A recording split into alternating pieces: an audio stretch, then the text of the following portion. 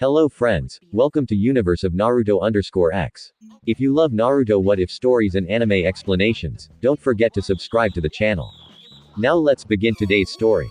Sometimes Sasuke couldn't decide who was more annoying, Nar or Sai.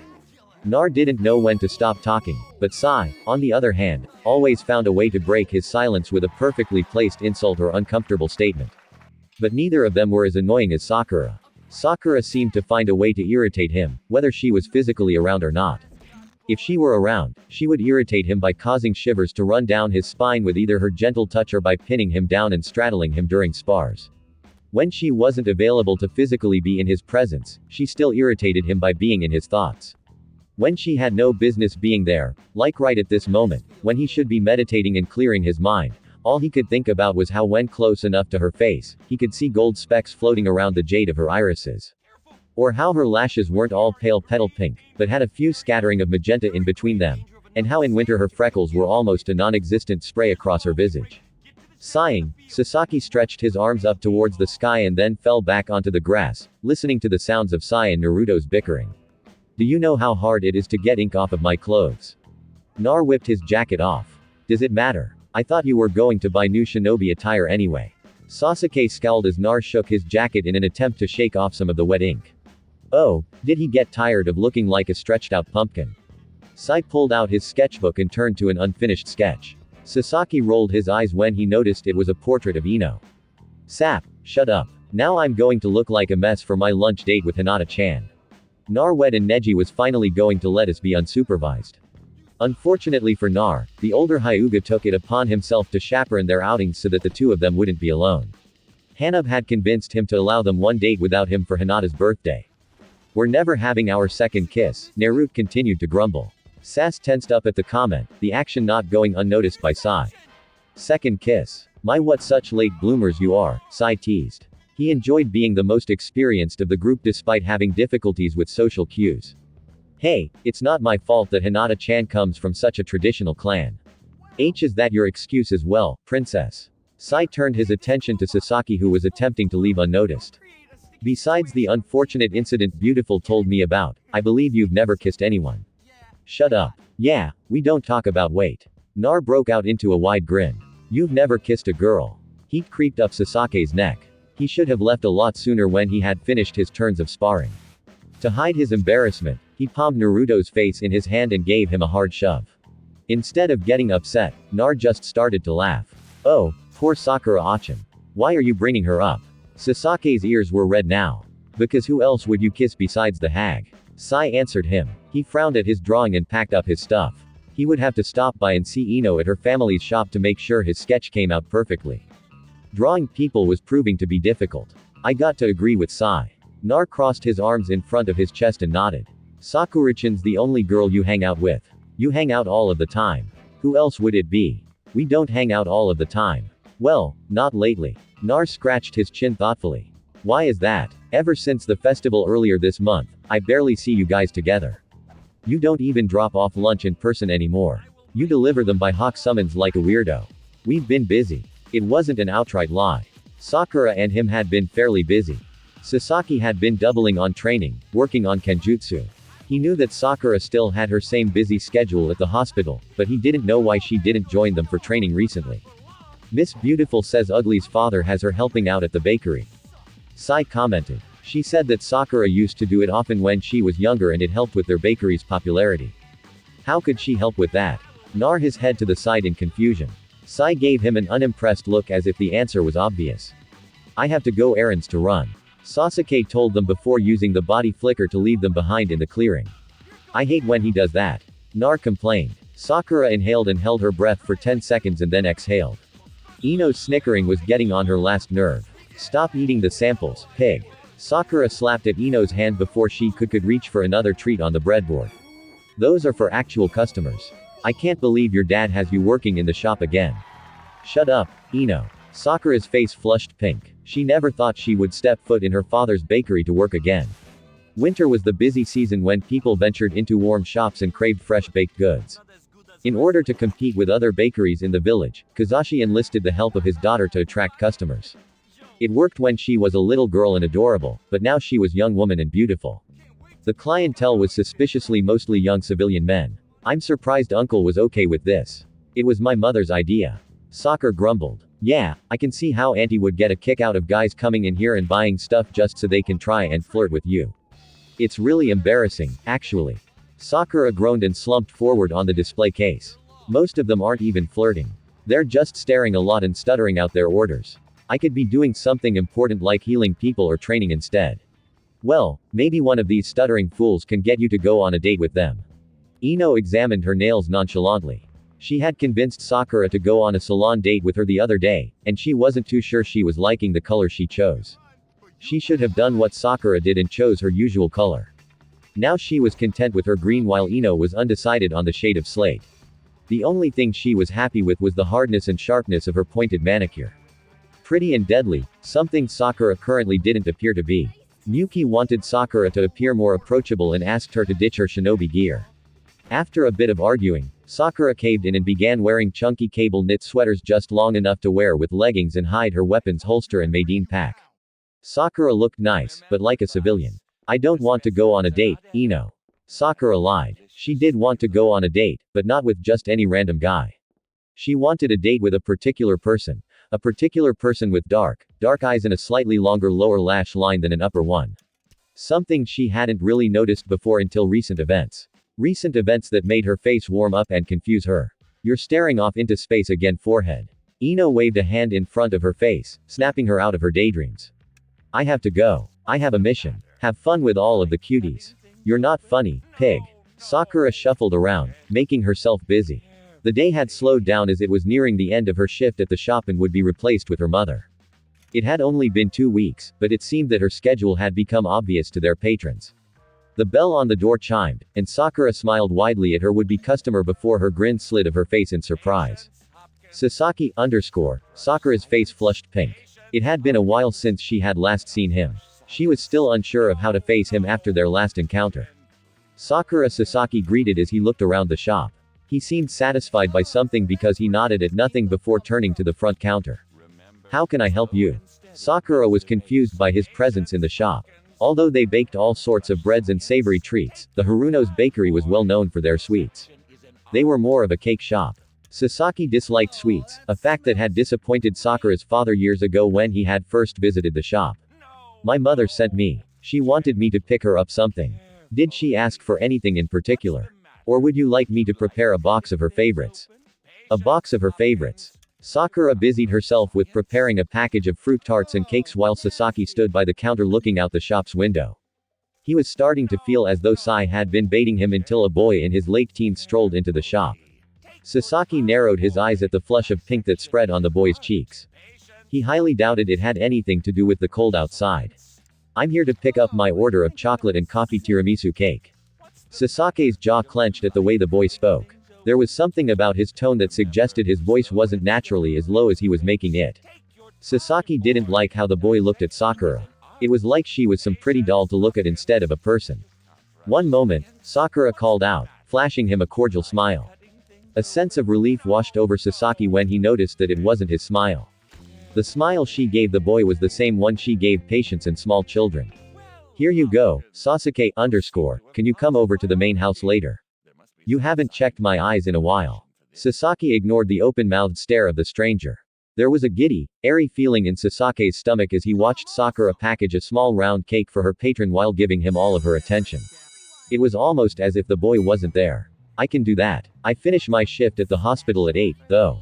I wouldn't be able to come over until late. That's fine. Sasaki shifted the box she handed him to one hand and used his other to tap her forehead. See you later. Why does he keep doing that? Sakura mumbled, rubbing her forehead as she watched him walk down the street through the shop window. Stirring the pot of curry he was making, Sasaki let out another sigh. Itachi raised his eyebrow. That was the 5th time tonight that his brother had sighed while staring into space. What's up with you? Itachi asked. Sasaki turned his head slightly to his brother and glared. I blame you. Itachi's eyes went wide in surprise.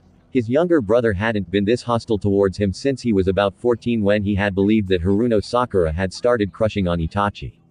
What am I being blamed for exactly? Nothing. Don't worry about it. Can you greet Sakura? She's at the door. Sure enough. When Itachi focused, he could feel the warm and gentle chakra signature of Haruno Sakura at the front entrance. A moment later, there was a knock. Itachi cleared his throat to hide a chuckle trying to escape. His brother was really tuned into his teammate if he was able to casually sense her approaching. She wasn't like Naruto, whose chakra was vibrant and unable to be ignored. Someone that wasn't a censor had to purposefully be looking for her. Hello, Itachi. Nissan. Sakura greeted him slightly out of breath. She must have run to the outskirts of the village. Itachi's lips quirked upward as he watched her straighten and compose herself before she saw Sasaki. She sometimes reminded him of Izumi before he returned her affections. He almost laughed out loud when she greeted his brother. There was a subtle difference in the warmth of the greeting, and if he were anyone else, he may have felt slightly insulted in the raised degrees of happiness she displayed in a matter of seconds just from entering Sasake's presence. Sit down. Food's ready. Itachi was about to comment on how rude his brother's manner of speech was, but Sakura practically skipped over to the low kitchen table. He sighed and left the room to give them their privacy. At least he now had the answer as to why Sasuke was cooking so late at night, considering they had already had dinner hours earlier. Eat up. You can check my eyes after you've had dinner, Sasaki said with a slight demanding tone. Sakura narrowed her eyes at that, but still thanked him for the meal. She knew he was only showing his concern. If it wasn't Ino, it was Sasaki after her for not putting time aside to eat. If she had gone home straight from the hospital, she would have just taken a hot shower and gone to bed. It's sweet. Sakura murmured happily. Sasaki nodded, resting his chin on his hands. Watching Sakura eat never failed to be entertaining. She always seemed so happy when she had something in her mouth. Sasaki slammed his head on the table as soon as that thought entered his head. For someone whose hormones took so long to affect them, they really hit him hard. It was disturbing considering he couldn't even kiss her properly. No, he was the underscore that poked her forehead and left her on her doorstep even though he had the best opportunity to just close the gap and press his lips to hers. He had even poked her forehead earlier in the bakery. Sasaki couldn't even explain to himself why he had done it then. Instead, he just blamed Itachi for ingraining the gesture into his mind. Sasuke underscore, Sasaki raised his head up and turned to face the sink. He hadn't noticed Sakura finish her meal and wash her plate. Let's check your eyes. Ah. Sasaki led her outside so they could sit on the Ingawa. She wouldn't need that much light since she was using chakra for the examination. She closed her eyes to picture the chakra pathways and inner workings of the body when she used chakra. Sasaki liked watching her work. Sometimes she would stick her tongue out in concentration. Other times, like now, she would bite down on her plump pink lip. Her tempting plump pink lip. You're really overworking your eyes. Sashkun, you need to take better care of. Sakura was cut off by the light brushing of dry lips against her own. There was barely any pressure as the pair of lips barely skimmed against hers. Her eyes went wide and she froze, holding her breath. Did that just happen? Did that really just happen? Sorry, Sasuke mumbled, a scowl on his face. He pulled away, clearly upset from her lack of a positive reaction. Just forget that happened. What? No. Sakura fisted her hands into his shirt and tugged him hard towards her. She clacked her teeth against his and bruised her lip on contact. She had banged their heads together with the force that she dragged him down towards her. Ow. I'm sorry. Sakura bit her lower lip to keep it from trembling. She just ruined her first kiss and possibly made Sasaki never want to kiss her again. Want to try again? Sasaki whispered. He rested his forehead on hers and his face was close enough for her to count his lashes. Just like the night of the festival. Maybe he really was trying to kiss me then. Yes, Sakura squeaked. Sasaki laughed through his nose and then slanted his mouth over hers again. There was a lot more pressure than his first attempt, but still as gentle. His movements were clumsy, but they still dragged a content sigh from her. After another beat, Sasaki pulled away and rested his forehead against hers again. I'll walk you home in a moment. Sakura wrapped her arms around his neck. Can we do that one more time? Sasaki nodded and eagerly leaned in to capture her mouth with his again. There was such a pleasant warmth that filled him when Sakura responded with as much eagerness that he had. It wasn't fire, but a gentle warmth, like coming into the comfort of home after spending time out in the cold and wet of snow. It was a warmth that Sasaki wanted to feel again and again. Mikoto hated clan meeting days. They were days in which she either stayed home and played dutiful housewife or attended as her husband's silent supporter. It was archaic, but the meetings weren't usually attended by any female clan members. She was a rare change from the norm, and the elders had once argued about her inclusion. Fugaku stated that he discussed whatever was spoken of with his wife at home regardless if she was there or not. It just made it easier if she heard everything firsthand. She hated this meeting especially. She had been trying to avoid it. But the longer Itachi remained unwed, the more it loomed over her and Fugaku's head. I see you haven't abandoned your wife's campaign. Fugaku, the most elderly member of the Uchiha Council, sneered. Fugaku didn't flinch at the intended insult. He was far too level-headed and patient to allow such a dig to get to him. How much longer will you entertain these fantasies of hers? We will not accept an outsider as the next clan head's wife. Mikoto clutched the folds of her skirt, narrowing her eyes at the ground. She took advantage of her formal sitting manner and bowed her head to hide her glares. Izumi returned to the Uchiha clan over 18 years ago. She was persecuted with the rest of us for being an Uchiha. She belongs to this clan as much as any of us. Itachi countered. Usually, Itachi would remain quiet, disliking attending meetings. As he got older, he realized the importance of attending, if not for the clan, but for Sasaki. Although Sasaki craved his father's acknowledgement, his only desire was to take over as chief of the police force, not head the clan. That and Itachi was sure if Sasaki was to be chosen as successor, he would be more likely to bend to the elder's will. Itachi did not want to see his younger brother abandon his heart's desires for the clan. She has tainted blood and a pathetic display of the sharing.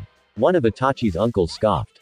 But she's awakened it. And unfortunately for a clan that boasts such great ocular prowess, not all of its members can say the same. Itachi kept his voice at a calm and quiet tone, but Mikoto could hear the underlayer of distaste. She felt the same. She may have found her husband amongst the Uchiha, but that should not be a standard all Uchiha should have to set themselves to. She knew it was one of the reasons why Izumi and her mother were not recognized as Uchiha prior to the Ninetales attack. Say something, Fugaku. I know you want Ida-chan to start taking part in discussion, but you're the current clan head. I believe this meeting was called to discuss actual issues. Fugaku's voice was soft, but it rang with strength throughout the hall. If this meeting was called to discuss your petty feelings, then this meeting is adjourned. I refuse to deal with this matter any longer. Take your hurt feelings of rejection and bury them. The walk back to the main house was silent. Mikoto held her tongue, but was ready to make her thoughts known to her husband and son as soon as they entered the threshold of their home. Yes, they did defend the girl, but until Itachi made her his wife, there would be more opportunists trying to make their bids. She knew that clan members were trying to push their daughters and relatives to be the future matriarch so that they could find a way to get closer to Itachi, the future clan head. The argument of Izumi's status as an Uchiha because of her outsider father was nonsense. If she were to marry someone else like Shui, none of them would bat an eye. You may begin prepping for a traditional ceremony. Oka-san. Itachi spoke to his mother as they approached the main entrance. Izumi and I would prefer something small. We were more in favor of just our family and her mother and Shui. If that is possible, I understand as Chi-Chi-Yui's successor that grandeur is to be expected.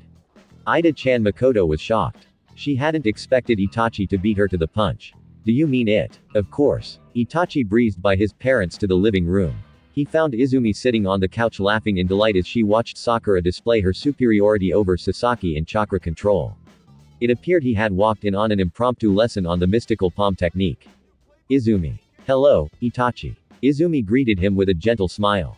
She didn't approach him knowing he usually needed his space after meetings because they stressed him out. Let's visit your mother. Come on. Itachi took her hand and guided her out the exit through the kitchen. What just happened? Sakura turned to Sasaki, puzzled as Mikoto skipped by them, humming an odd melody. I'm not sure. Sasaki furrowed his eyebrows in contemplation. Judging by how happy my mother is, I'm guessing she finally got Itachi to crack. Does that mean Inan and Itachi ni-san are going to get married now? Sakura squealed and clapped her hands together. She thought they were the most beautiful couple she had ever seen. Izumi would look wonderful in a shiraruku or an irok of a lavender coloring. Unfortunately, Sasaki grumbled, don't be like that. Sakura playfully smacked his arm. You should be happy for them.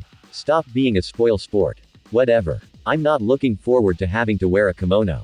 I think you would look really nice in a kimono, Sakura murmured bashfully. Her cheeks flushed a pretty pink color. Sasaki looked around for any family members before swooping down for a quick chaste kiss, which caused Sakura to flush a deeper shade of pink all the way to the roots of her hair. You should be used to that by now, Sasaki smirked teasingly at her. You get used to it. Sakura pouted and then pushed herself up to retaliate and gave him an open-mouthed kiss. Since the end of last year, Sasaki and Sakura had been more affectionate with one another. They preferred their privacy and never openly displayed any affection in public. They hadn't bothered to tell anyone that they were seeing each other, mainly to avoid any embarrassment. And it seemed as though no one could tell that there was any change in their relationship. Much to Sasake's embarrassment, they had discovered that they had already been close enough that there really wasn't much they could do to change the dynamic of their relationship. It was no wonder their friends constantly teased them about dating each other. The only difference was that there was actually something to back the claims that they appeared more involved than they previously were. We need to stop, Sasaki mumbled, his ears turning red. We already discussed that we wouldn't do anything in the main house anymore. Then maybe you should walk me home, Sakura said coyly. Although Sasaki wouldn't mind telling his family about his relationship with Sakura, he relished the fact that what he and Sakura had was just for themselves. No nosy mother on his back like the way she was with Itachi and Izumi, and no strict and traditional father breathing down their necks. He was enjoying kissing Sakura far too much to have it stop because his father insisted on a chaperone. He hadn't realized when he was younger that that had partially been why Shui was always with Izumi and Itachi. I don't know. Your house is pretty far from here. Sasaki feigned laziness. Sakura narrowed her eyes at him in a playful glare, the corners of her mouth quirking upward. I can make it worth your while, Sakura whispered, tugging on the zipper of his high-collar white top. He had an off day from the police force, so he traded his uniform for his more relaxed shinobi attire. Almost everything in Sasake's wardrobe consisted of clothing he could use to go on missions or to train. Whenever Sakura wore her civilian clothing, it made her wonder if they would still be walking together, shoulders brushing against each other if she had never entered the academy. Probably not. She would have worked in her family's bakery, and with Sasake's aversion to sweets, it was unlikely he would have ever walked into the shop. Sasaki pulled Sakura into an alley near her home and pressed her against the brick wall. Sakura stood on her toes to reach Sasaki as he bent down to slant his mouth over hers. She had stopped growing and was just brushing 5 feet 4. But Sasaki seemed to still be growing away from her. Soon enough, he would be a complete head taller. As Sasaki opened up Sakura's mouth with his own, she clung to him tighter, pulling him in more fiercely when his fingers snuck under the hem of her top to run along her toned stomach. Weeks of stolen kisses made them knowledgeable of what the other enjoyed. I feel oddly like Yamanaka and the pasty moron, Sasaki grumbled. It felt like just yesterday he was threatening to give them a citation and now he was engaging in the same activities. Speaking of Ino, I'm going to tell her. Sakura left one last kiss on Sasake's collarbone and then zipped up his top as high up as the zipper would go. She could heal the love bites she left, but she quite preferred when he kept them, and he seemed not to mind when she marked him up. About us, I mean, she's getting suspicious. The other day, Ino had accused Sakura of having a glow around her and being too happy. She also said that Sasaki was in way too good of a mood as of late, and it was highly suspect that Sakura was glowing around the same time that Sasaki wasn't as much of a grouch as he usually was. She almost has as big a mouth as Nar. Sasaki didn't want any gossip about them, especially not any that could reach Nar. Their boisterous friend would be obnoxious and wouldn't leave them alone ever again. And if Nar impeded on their alone time, he would maw the blonde, possibly rip his right arm out so that he couldn't eat his precious ramen. I think it would be fine. Nothing can be as embarrassing as Kakashi finding us and giving us the talk. As if I, a trained medic, need to be lectured about safe. Speaking of, Sasaki coughed to hide his embarrassment. Kakashi had found him later that day and had given him a gift to ensure there wouldn't be any little Uchihas running around.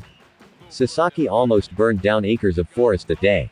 Are your parents home? Unfortunately, yes. Sakura aside, it took a lot for the two of them to get any quality time together for intimacy.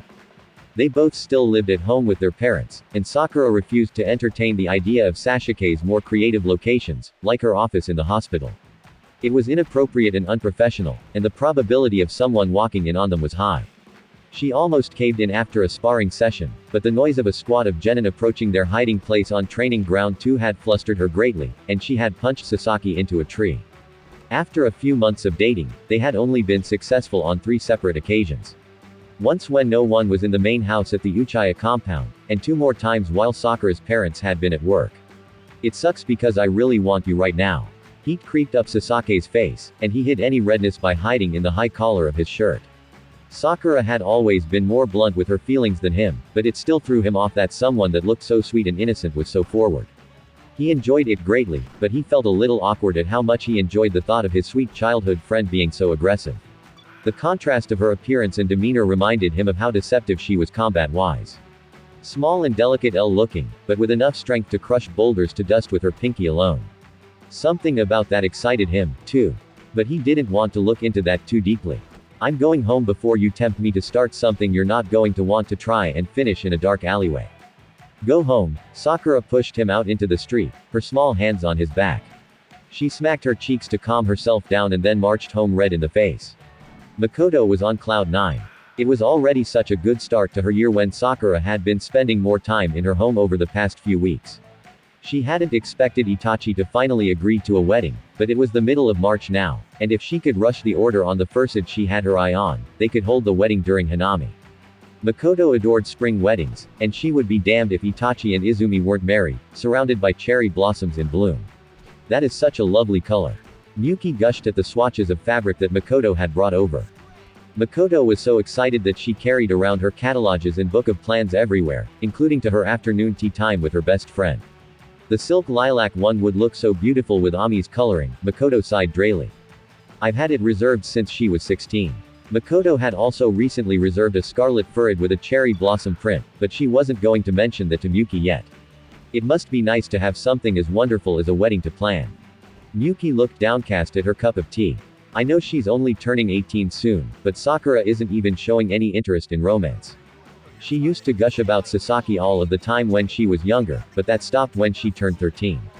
Everything is about the hospital and storing chakra nowadays. She's been getting really excited about something called the Bakugo no and I feel like I'm never going to see her married.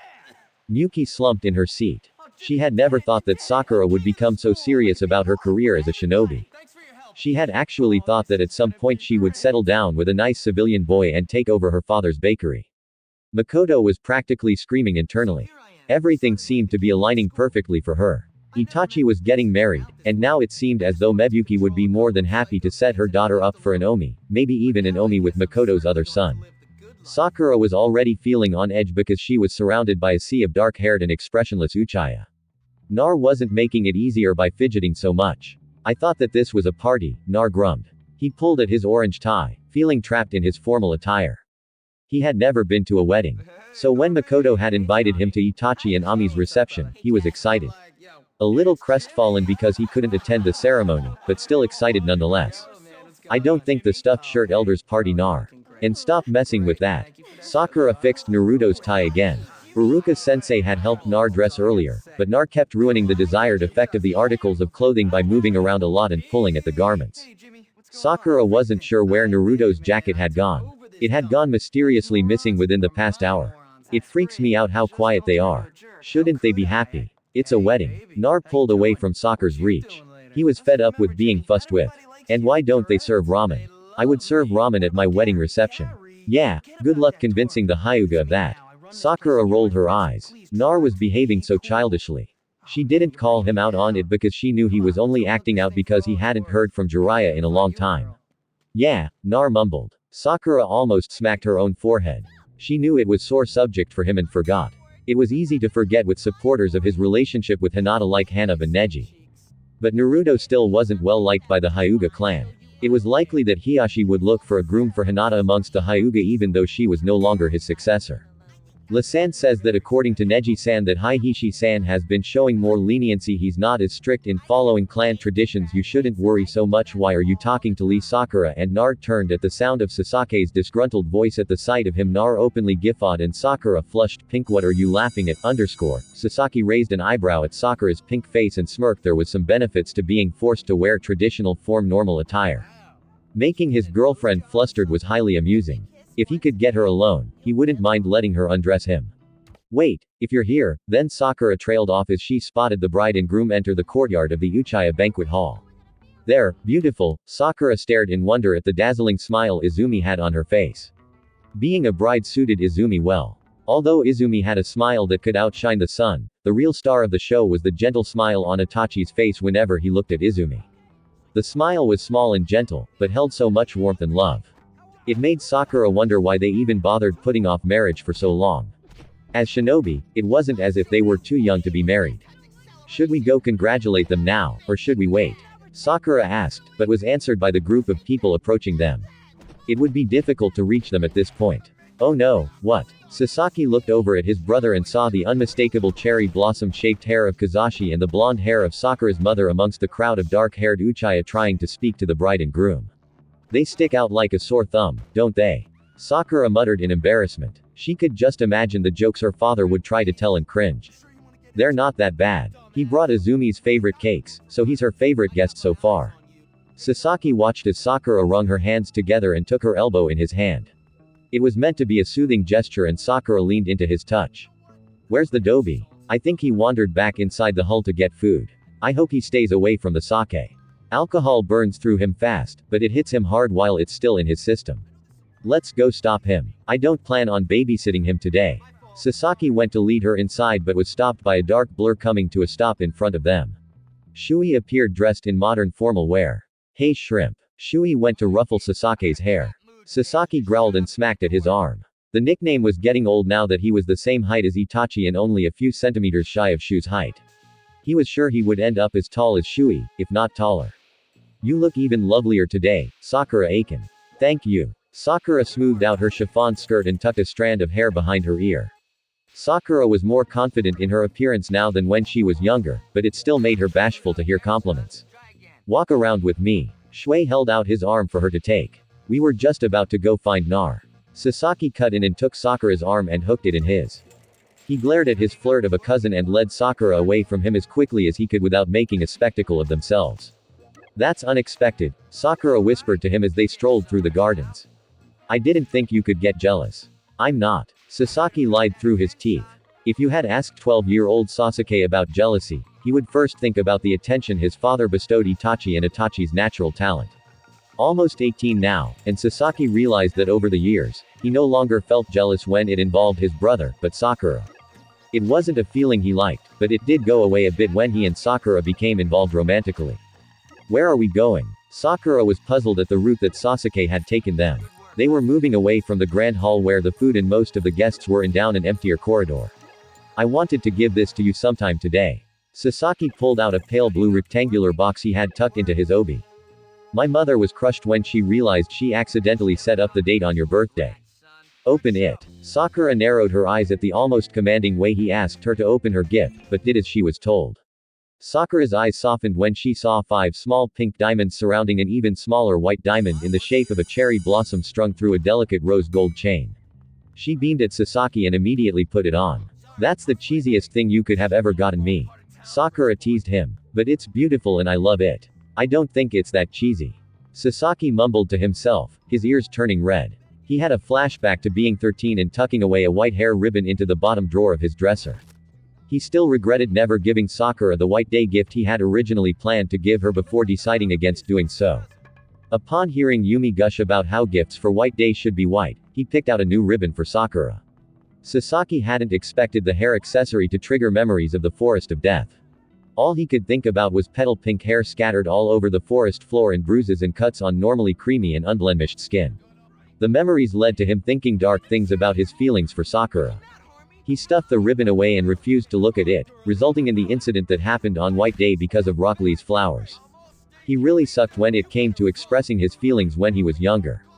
A lot of it could be contributed to the cursed seal, but upon reflection, he realized he could have been just a little kinder to his teammate, considering she wasn't like the girls from the academy. It was one of the reasons why he loved kissing Sakura. Besides the physical pleasure he got from the act, it helped him express a lot he couldn't say. Knowing that if he kissed her now that he wouldn't stop, Sasaki took Sakura's long pink hair in his hand and kissed it instead. Sakura instantly flushed pink pretty jade eyes going wide. Watching her get so flustered caused Sasake's face to heat up as well. What was that? Sakura clapped her hands over her cheeks to try and hide the red of her face. I saw Aniki do it to Yumi once and I guess it's sort of been stuck in my head. Sasaki hid his face by burying it into her neck. It would have been less embarrassing to get caught kissing her by one of his relatives. He forgot that only Itachi would do something as old-fashioned as that, considering he took his father's words of waiting until marriage much more seriously than Sasaki ever did. I'm not sure whether I should find that cute or embarrassing. He calls her Zu when he thinks they're alone. I think embarrassing is the right thing to consider it. No, that's kind of cute. I didn't realize that your brother could be so affectionate. Neither did I. There was a lot Sasuke had been learning about his brother within the past few weeks. He had never considered his brother to be anything but cool and composed. But it turned out that Itachi had a side of him no one knew about until Mikoto started wedding preparations. Sasaki always thought it was the woman that usually went on a rampage. But his older brother had turned bridezilla within the 2 weeks leading to his wedding, arguing with his mother about details that would be more fitting and would highlight Yumi's beauty better. Izumi never had to argue about what floral arrangements she wanted in the hall or anything. Itachi did it all for her and she just sat there smiling prettily. Luckily, Sasaki got his normally composed brother back this morning when they got dressed and walked to Naka's shrine to hold the ceremony. He wasn't sure how to handle a high-string brother anymore, and avoiding him was getting harder and harder. He almost clapped when Itachi and Yumi finished taking their 3 sips each from 3 cups of sake. Sasaki lifted his head up and looked at Sakura at eye level. She was so small in comparison to him that he was practically leaning over her to look her in the eye. Sakura smiled softly at him and moved to cup his cheek with her hand before they were interrupted. Gross. Are you guys having eye again? Nar had rounded the corner with a plate piled high with food. I walk away for a moment and you guys start acting gross. Why don't you just and get it over with already? Nar. Sakura burned red but was beaten by Sasaki in punching Nar in the gut. It was actually better that he had done it instead. There wasn't any guarantee of Sakura not causing property damage and she was sure the Uchiha wouldn't take too kindly to her sending Naruto through the walls of their ceremonial hall. Sakura sighed as Naruto and Sasaki bickered. Some things just didn't change. Izumi sighed contently, snuggling against Itachi's arm. It had been a long day of ignoring the sneers of old fools. She could handle anything the old bats threw at her. At the end of the day, she was the wife of the man she loved since she was a child, and that was all that mattered. It was a pretty long day, huh? She giggled as Itachi leaned all of his weight against her and dropped his head onto hers. He groaned and wrapped an arm around her waist, snuggling back. I can't believe your mother got our marriage home ready so quickly. She almost didn't have it ready on time. I had her send almost half of the furniture back. Okan was well-intentioned, but you wouldn't have liked some of the things she picked out at all. Izumi laughed and slumped deeper into the plush couch of her new home. Traditionally, they would have only needed their marriage home temporarily, as they would have had to reside in the main house since Itachi was the next clan head, but Itachi and she wanted to live away from his parents in a home of their own. Luckily for them, most would assume they would want their privacy as newlyweds. No matter how different their situation was from other couples, we don't have to do anything tonight, Itachi _ It was a discussion 3 knew had to be brought up now that they were wed and people expected her to become pregnant now that Itachi and her would be spending so much time alone together. Izumi loved her husband and would never do anything to bring him discomfort. We don't need to do anything like consummating our marriage. It's real to me and to you without having. I want to, Itachi said softly. He pulled away from her so that he could look straight into her eyes as he spoke.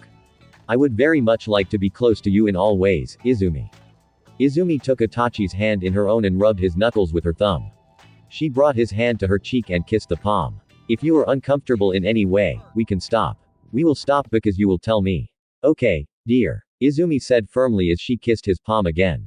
I love you so much, Itachi-kun, and it is my heart's desire to make you the happiest man in the world. I only want your comfort, and it is for that reason I would like to become one with you in body as we are in spirit. Itachi smiled softly at his wife and led her to their bedroom. I hope you feel as safe with me as I do with you, Izumi whispered. Itachi squeezed her hand, knowing she didn't mean physical safety. I do, he replied, shutting the door of their bedroom. Shutting the door and shutting everything out from their world, Ino frowned at her best friend and drummed her nails against the countertop of her family's flower shop. There was something different about her, but she couldn't tell. Over the past few months, Sakura had lost even more baby fat from her face, so her features were more angular and mature, and she had decided to keep her hair long, despite having said short hair was better as a shinobi. All of this Ino had gotten used to already, so she wasn't sure what she was looking out for. Okay, I think I'll go with a dozen sunflowers. Sakura brought the bright yellow flowers to the counter. I think Ine-san would like them. As Sakura placed the flowers on the counter and reached for her money pouch, Ino caught the glimmer of something sparkly around Sakura's neck. What's that? Ino reached for her pendant, but Sakura was quicker and grasped it in her hand to protect it. Oh, wow. Really forehead. I just want to see it. Careful, Sakura murmured, letting go so that Ino could get a better look. Ino let a low whistle and nodded approvingly. That is super pretty and definitely expensive. Oh my gods, I hadn't even considered the price. Sakura's eyes went wide in horror. She was in such bliss the past few days. So happy with receiving such a lovely gift. She hadn't even considered how much Sasaki must have spent to buy her birthday gift. Oh no, don't you dare forehead. Ino could practically see Sakura's brain working as she contemplated bringing up the matter to Sasaki. Ino instantly knew it had to come from the Uchiha. Since Sakura went into a minor panic as soon Ino mentioned the word expensive. If Sakura's parents had bought it, she wouldn't have freaked out as much because she knew she would have insulted her parents by bringing up the cost. But no buts. Ino crossed her arms in front of her chest and brought herself up to her full height, taking advantage of her high-heeled shinobi sandals, making her taller than Sakura. That man gave that to you with the intention to show you how special you are to him. Let him spoil you. He has the money for it. I agree with beautiful. Sai came in from the back room with a giant pot. He was wearing a Yamenka flower shop apron. Gods, do you guys do anything without the other? Sakura gaped as Sai moved around the store doing some of Ino's duties. I mean, yeah, but why waste our free time apart? I am a very busy woman, Sakura. Ino tossed her hair over her shoulder and held her head high. She was a busy woman considering she worked shifts at the hospital and at the flower shop in between missions and training to join Konohagakar's intelligence division as an interrogator.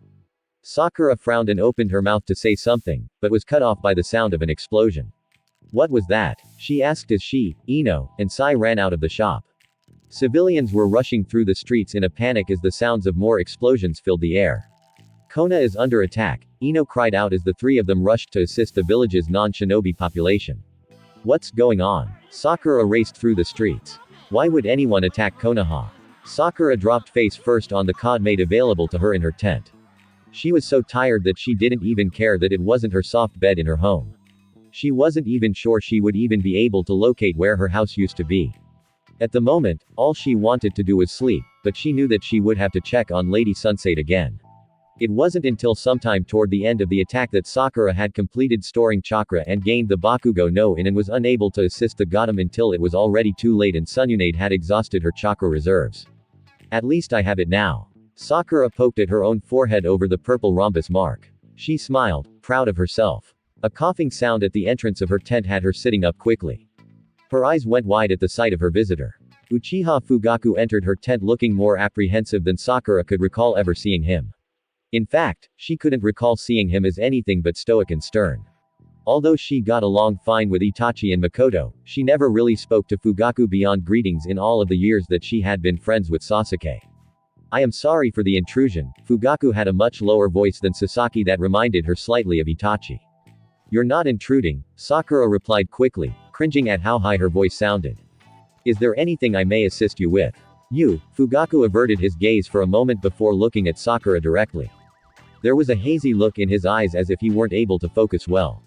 It was the same way Sasaki and Itachi's eyes looked after they overexerted their use of the Sharingan. You have been helping my sons with their condition. Sakura's eyes widened in shock, but she quickly composed herself. The only people that knew about the healing sessions for Itachi and Sasaki were the Uchiha head family, Team Kakashi, Sununade, and Shisui. Not even Shizune was privy to the knowledge that the Uchiha brothers had the Mangekyo Sharingan in their files regarding their health.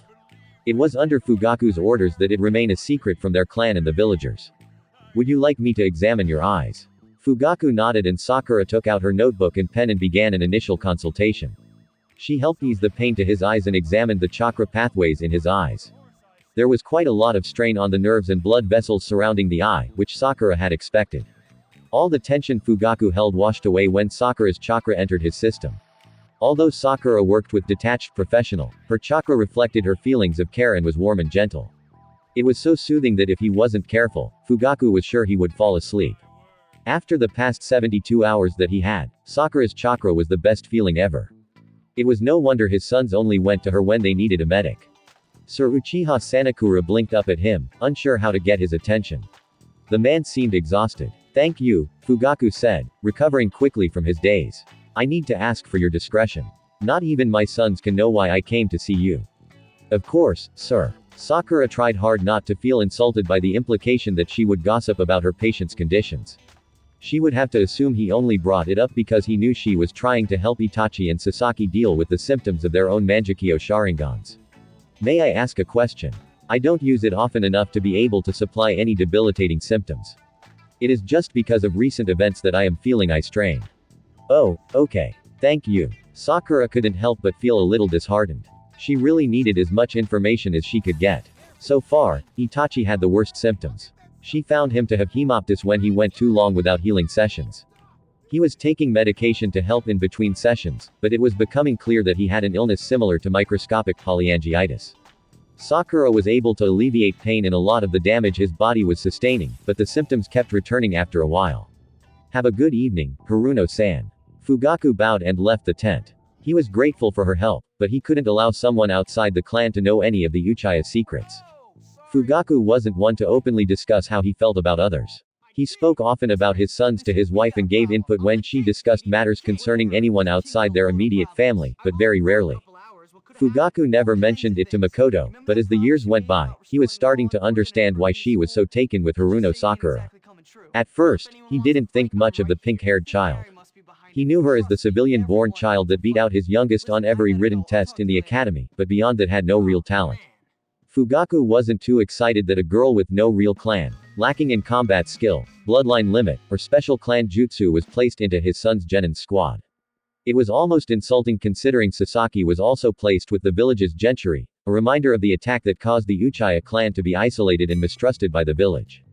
Fugaku didn't blame Naruto. In fact, he would have let Mikoto take the son of her best friend into their home if it weren't for the fact that no one would allow Uchiha such access to the QB. Sakura was a sweet child and much smarter than even most adults he knew.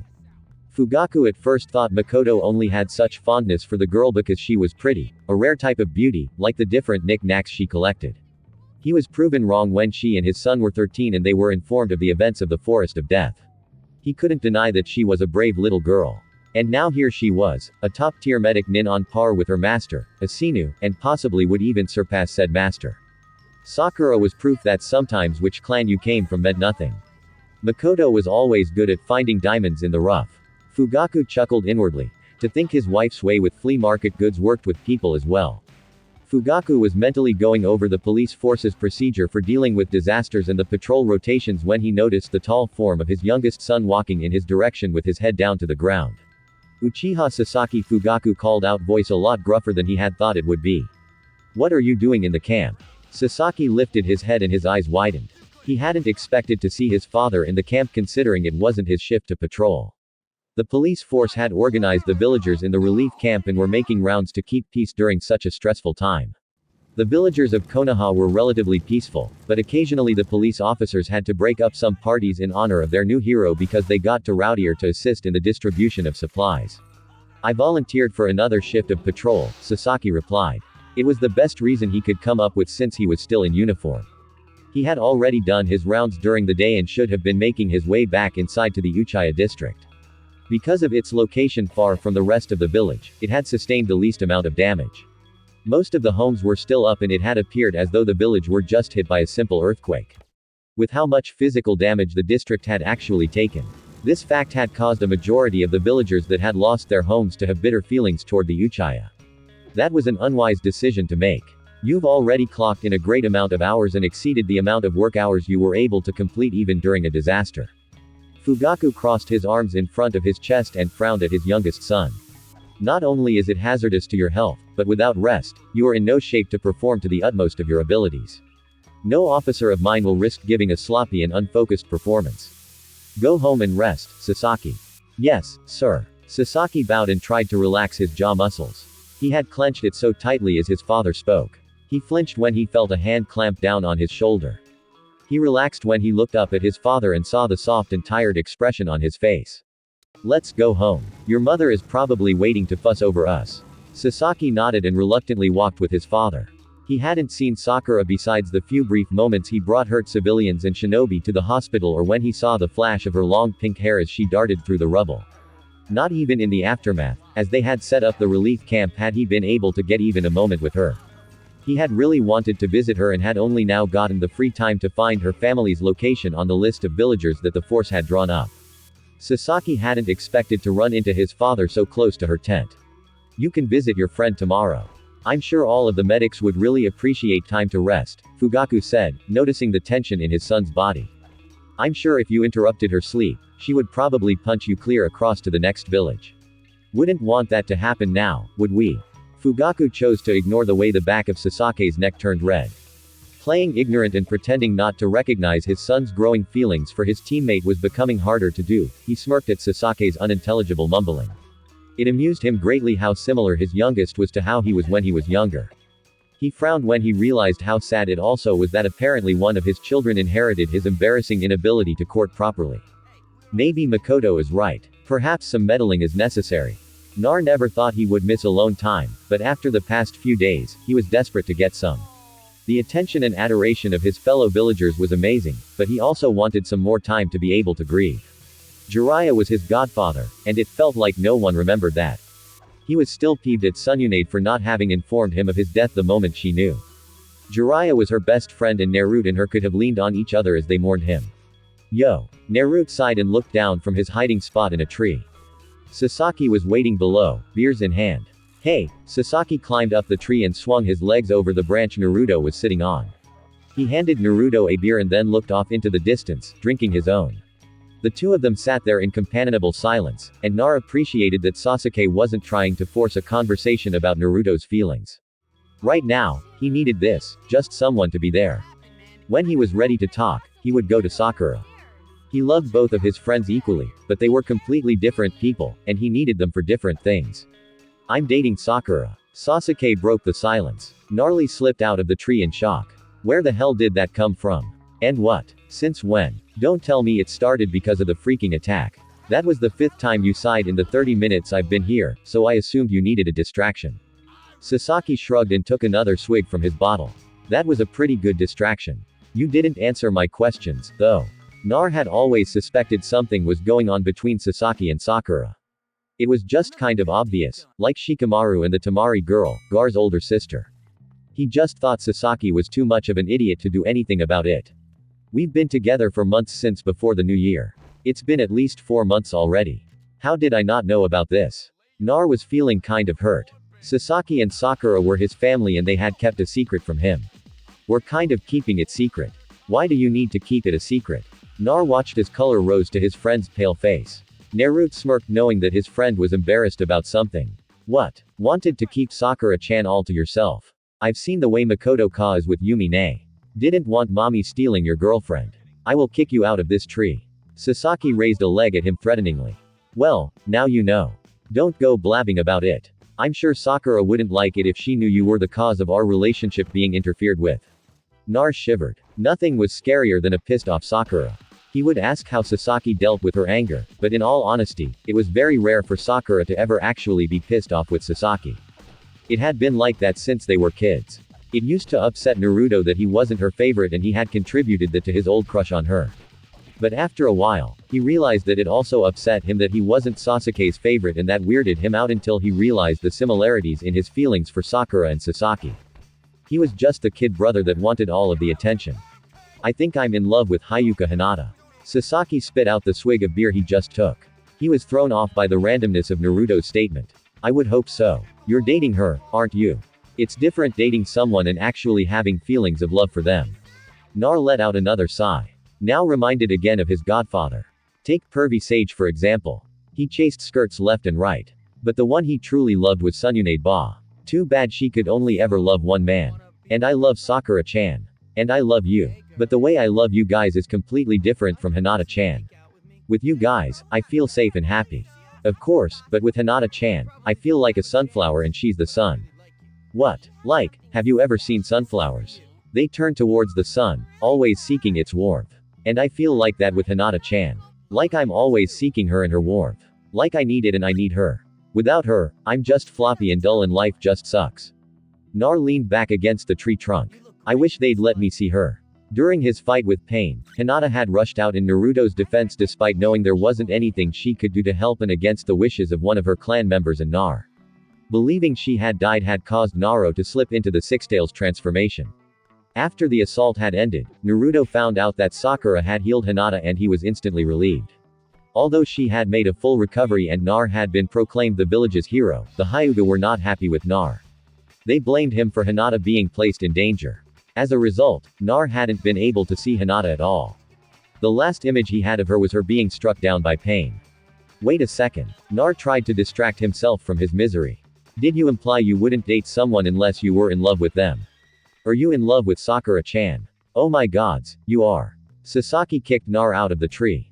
They were actually having a nice peaceful moment before the _ ruined it. Nar dusted himself off and was about to start cursing and yelling at Sasaki, but remembered how late it was. At this time of night, everyone should be sleeping. The night patrol members of the police force excluded. Come on, let's go back to my place. Sasaki jumped down from the tree and stifled a yawn. My mother wouldn't mind me sneaking out if she finds out I was just going to get you.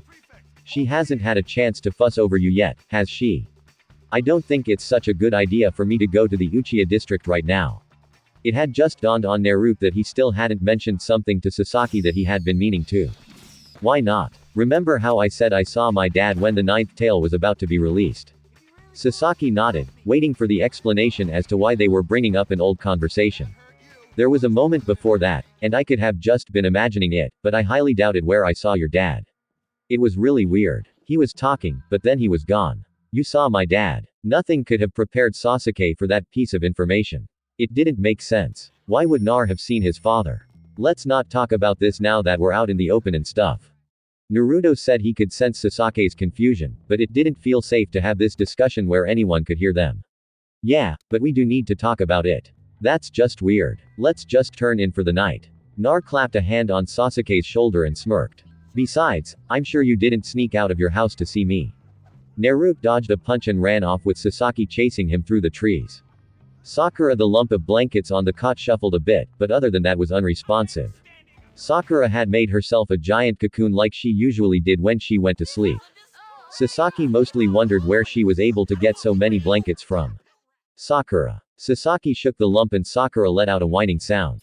5 more minutes. How about you just scoot over and let me lie down next to you?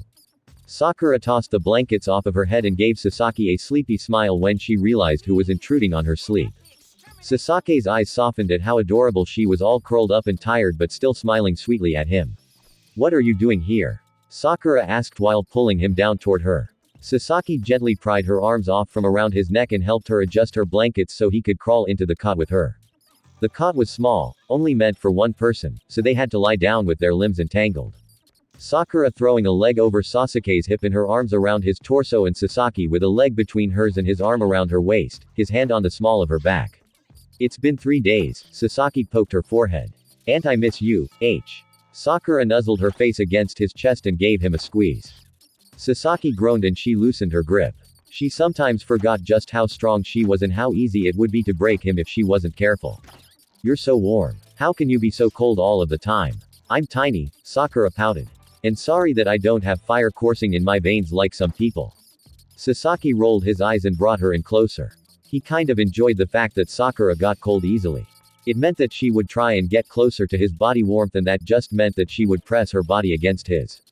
I missed you too, Sasaki_HN. Go to sleep. Sakura giggled and snuggled against him more. Soon enough, she was drifting to sleep. The sound of Sasake's breathing and steady heartbeat, her lullaby. Oh my gods. Sasaki sat up quickly. It felt like he had only slept for 5 minutes, but the light coming in through the flap of Sakura's tent was proof that he had been resting for hours. Oh gods, you're what the Sasaki. Sasaki squinted at the entrance of the flap and then his eyes went wide. His cousin Shiwi was standing there, mouth gaping open. He wasn't sure if he should explain that he had only removed his shirt in the middle of the night because he had gotten too warm, or yell at his cousin for being there in the first place. He went with the latter. What the hell are you doing here, Shu? I was going to ask Sakura-chan if she's seen you because you were missing this morning, but I didn't expect to find you here. Shu's ears were tinted red. Although he had teased Sasaki growing up about his relationship with Sakura, he never expected to find them in bed together. Sakura had pulled the blanket back up to her chin, her face was red. Is it possible for you to wait outside? I'm not entirely decent. Although Sakura walked around in small spandex shorts only covered with her medic apron and a sleeveless vest top, there was something embarrassing about being seen ballless in tiny cotton pajama shorts and a camisole by a man that wasn't Sasaki. Of course, Shui waved his hands around nervously as Sasuke glared at him. I'm just going to wait right out here. Shui backpedaled out of the tent and stood outside with his hands covering his face. He was a grown man and somehow a couple of teenagers had caused him to get all flustered. What the am I supposed to do with this information? Do I tell Itachi? Do I tell anyone? Oh gods, why couldn't he just stay a shrimp forever? Shisui kept sneaking glances at his younger cousin. He and Sasaki had returned to patrol duty for the day and were overseeing the safety of the villagers, assisting the carpenters that had just arrived from the land of waves. There wasn't anything particularly different about his cousin. Sasaki still stood with an impassive expression and the stoic aura that he usually displayed. Shui had tried to stay professional, but it was getting harder the more he was around him. Your girlfriend is freaking scary. Sasaki raised an eyebrow at his older cousin's outburst. He couldn't fight the upward turn of his mouth when he saw the slight fear in Shu's eyes. Shu caught him smirking and got annoyed. It's not funny. I almost pissed myself. Shui trembled as Sakura smiled up at him. He tried to focus on something else besides the icy grin, but anytime he looked away, the splintering sound of wood increased. Sakura's fist was embedded in the tree he was up against right by his head. What did you see? Nothing, Shui squeaked. And who are you going to tell about seeing nothing? No one again. What did you see? Shui looked over Sakura's head to Sasaki. He had just stood a few feet behind her with his hands in his pockets. Shu took note of the way his cousin smirked whenever he flinched at the sound of the wood cracking even more. I saw nothing and I will tell no one. Shui flinched at the sound of Sakura pulling her fist out of the tree and then again when she gently patted his upper arm. Good. Sakura gave him one of her more pleasant smiles and then skipped away to Sasaki. She pecked him quickly on the cheek and told him she would see him later. Sasake's cheeks heated to a pink hue, but Shui couldn't find that adorable. Not when he was using all of his strength and concentration on not sliding to the ground due to his trembling legs. You've known her for years, Shiwui. Sasaki rolled his eyes at his cousin's behavior. You know what she's capable of. No. Shui stuck out his hand in Sasake's direction, giving him the gesture to stop. I was blinded by her cuteness. I knew she could crush boulders and punch craters into the ground, but none of that mattered until now. Oh my god, she's going to break me in half. Not if you keep your mouth shut. But that was the problem. Shui wasn't sure if he could keep his mouth shut. The first person he thought of bringing this up to was Itachi. Itachi was his best friend, the person he cared about most in the world. How was he supposed to keep a secret like that from him? How could he not discuss it with anyone? He was in so much shock and needed to be able to communicate with someone in order to comprehend what had just happened. How did it even start? You're such a dork that I can't see you being able to ask anyone out, let alone sleep with them. Shui held back from laughing when Sasuke's ears turned a violent shade of red. The only way he was going to get any answers was if he toned down on his usual teasing. I kissed her and everything fell into place, Sasaki answered without looking at his cousin. I don't know why it's such a shock to you. You all have been making fun of me for years now. Apparently, it was only obvious that we would get together. Sasuke had him there. When Sasaki and Sakura were little kids, it was obnoxiously obvious how much the pink-haired girl liked her teammate. She followed him around everywhere and showed how much she favored him all of the time. As she grew up, she had matured and toned down her affections. And then it had become Sasake's turn to be the one to follow her around. It was hilarious watching them when they were young teens because Sasuke would act as if Sakura's attention annoyed him. But when he didn't have it, he became moody and pouty. Watching Sasaki stumble around and slowly realize how much Sakura meant to him had been the highlight to Shu's day. Yeah, but I thought it would take forever. Like, no matter how much Sakura-chan loves you, you're not smooth. Sorry, Sasuke, but you don't have game. How the hell did you get her to sleep with you?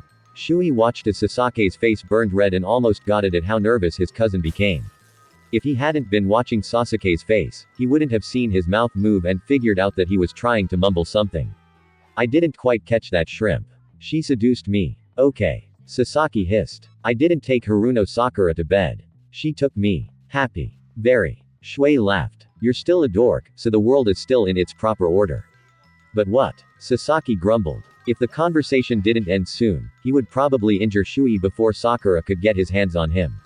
I am still in complete and total shock. My image of Haruno Sakura just shattered. I thought you had tainted an innocent girl and you're telling me that Sakura-chan is a temptress. I don't buy that. She's too cute and looks too innocent and that's why you suck when it comes to girls. Sasaki smirked and crossed his arms in front of his chest. You only see what's on the surface, and all you ever see is a pretty face. There's more to girls than what you see. All you could see was Sakura's cute face. Shui opened his mouth, but then closed it. He was reminded of a night almost 2 years back when he escorted a drunk Sasaki home. Pretty isn't all she is, I wouldn't be struggling so much if she was only pretty. Shui smiled at Sasaki and decided to drop the conversation. He would just have to be content with the fact that his baby cousin was happy. This secret is going to kill me or get me killed. You just called Sakura-chan cute. Shut up. I will electrocute you, Shui. Sakura and Ino had taken up taking care of some of the village children. Now that everything was settled down and medics weren't in as dire need as before, they had time to help out wherever they were needed. You're really good at making flower crowns, Enshin. A little girl praised Sakura after she placed one on her head. Of course she is, Ino beamed. I taught her. Ino was busy braiding a different little girl's hair. Behind Ino was Sai. Busy braiding Ino's hair. They get weirder every day. Sakura thought as she shook her head. It amazed her how different Ino's relationship with Sai was to her relationship with Sasaki. Although she loved spending time with him, it wasn't necessary for them to be attached at the hip. I wonder how long the rebuilding is going to take. Sakura said conversationally to the adults as the kids ran off to play. She absent-mindedly stroked Huawi's fur. The cat had taken to following her around the camp when she wasn't dozing away on Kazashi's head. Sai was still in the process of braiding Ino's hair since it was almost as long as she was tall. Kakashi-sama requested the help of Yamato Teiko, so it's likely to help speed up the process. Sai responded. Kakashi was acting Hokage while Sununade was recovering and Sai had already taken up to calling him by title. Sununade was more than happy to dump all the paperwork and responsibility to him and Sakura had a feeling she was going to let him stay on as the new Rokuai. Good. I would very much like some privacy again. Sakura huffed. She had an argument with her mother the other day about just bursting into her tent. And then this morning it was one of Sasake's relatives just bounding in. The only person it seemed that was respecting her personal space was Naruto, and that was kind of concerning since he was usually the first one invading everyone's space. Yeah, it would be nice to have Saikon's apartment back. Ino leaned back against Sai and gave him a flirty grin. You two make me sick. Ino stuck her tongue out at Sakura and snuggled more against Sai who upon seeing Ino stick her tongue out copied her. I swear you too. Sakura-chan. Sakura was cut off by Naruto, who pounced on her and tackled her to the ground. He sat up quickly and pulled her up, dusting off her clothes before she could yell at him. I need your help, so you tackle me. Sakura glared at him and raised her fist threateningly. Nar raised his hands in defense and started shouting out cries of surrender. Please, you're my only hope of communicating with Hinata-chan. You still haven't talked to her. Ino placed her hands on her hips in frustration. All of these boys were beginning to annoy her with their incompetence. What was it that made it so hard for them act like good boyfriends? The girl gets freaking wrecked coming after you and you can't talk to her. What kind of boyfriend are you? I would if her family would let me. Nar narrowed his eyes at his fellow blonde. I tried to ask Sasaki for help, but I couldn't find the bastard anywhere this morning. How is Sasaki-kun going to help? Ino burst out into a fit of giggles. It wasn't until recently that the boy made any progress with his own relationship. How did Nar expect him to be of any help? Princess and the Mumbler are both from noble clans with similar traditions, Sai replied logically. Perhaps he could be of some assistance with information on courting rituals. Actually, I think Itachi-Nisan might be better help. Sakura supplied. She loved Sasaki dearly, but she knew that it could only end badly if he was in charge of teaching Naruto anything. He wouldn't have the patience to deal with him. He is a lot more traditional than Sasuke _ you would know, Ino said with a sly grin that made Sakura turn pink in the face. Hey, I don't need to hear that from you, pig. Huh. Nar scratched the back of his head in confusion. What's going on? Nothing, Nar. Nothing at all. Sakura patted him on the back, glaring at Ino, who was still giggling.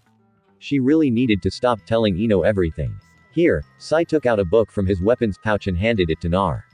I think you need this more than I do. Dating for dummies. Who are you calling a dummy? Mikoto was busy preparing lunch for the Harunos when her husband walked into the kitchen.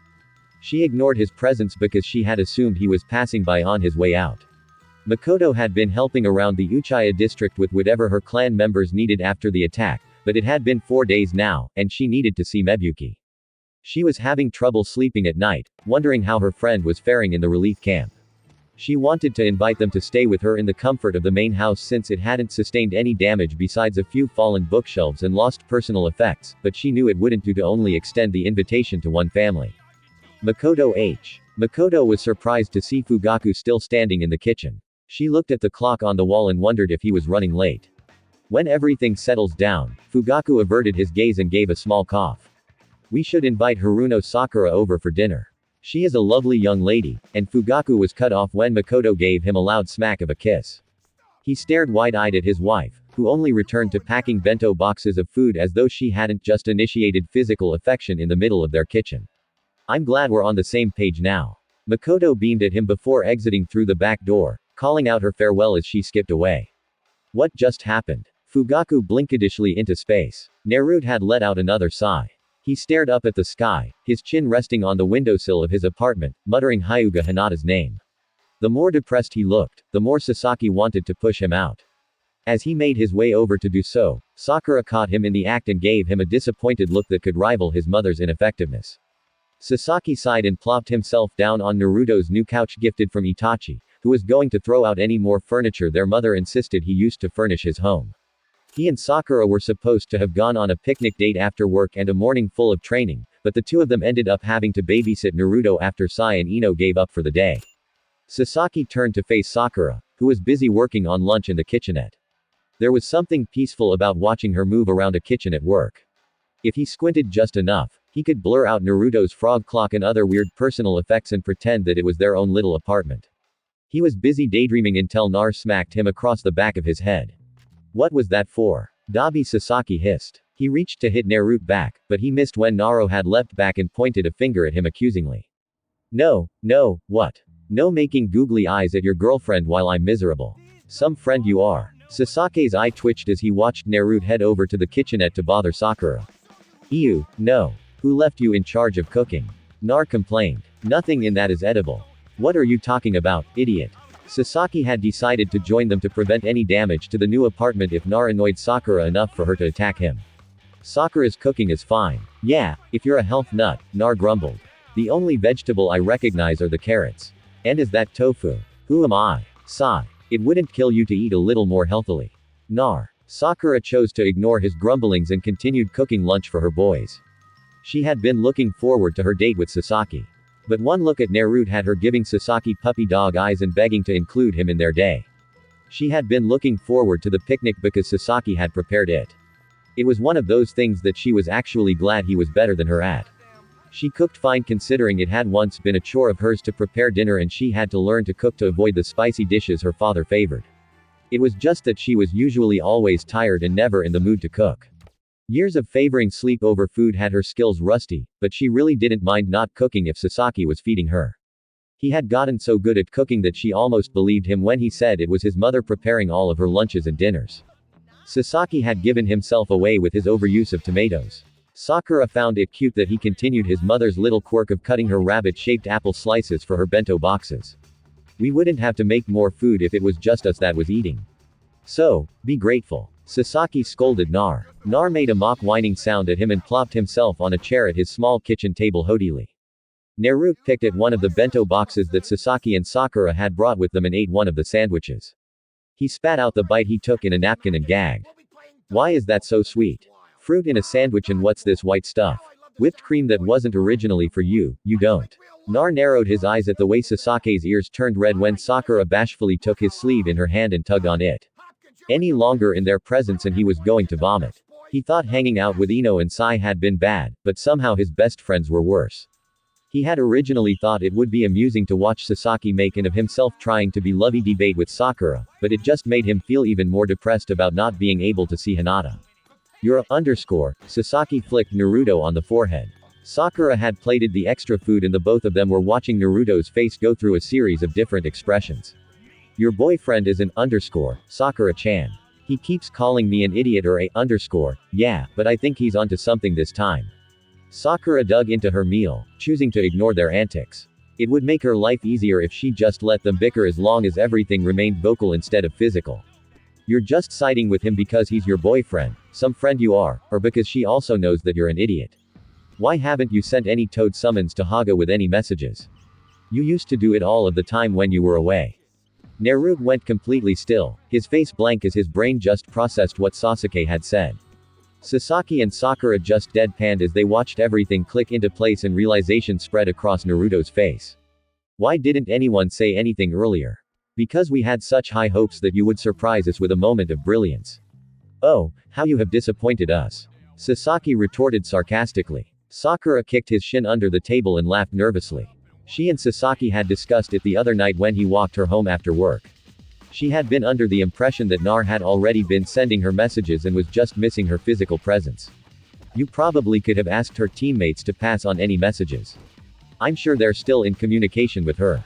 Sakura was sure that as her closest friends, Ka and Shino were more than willing to help her find a way to get in contact with Naruto if he had asked.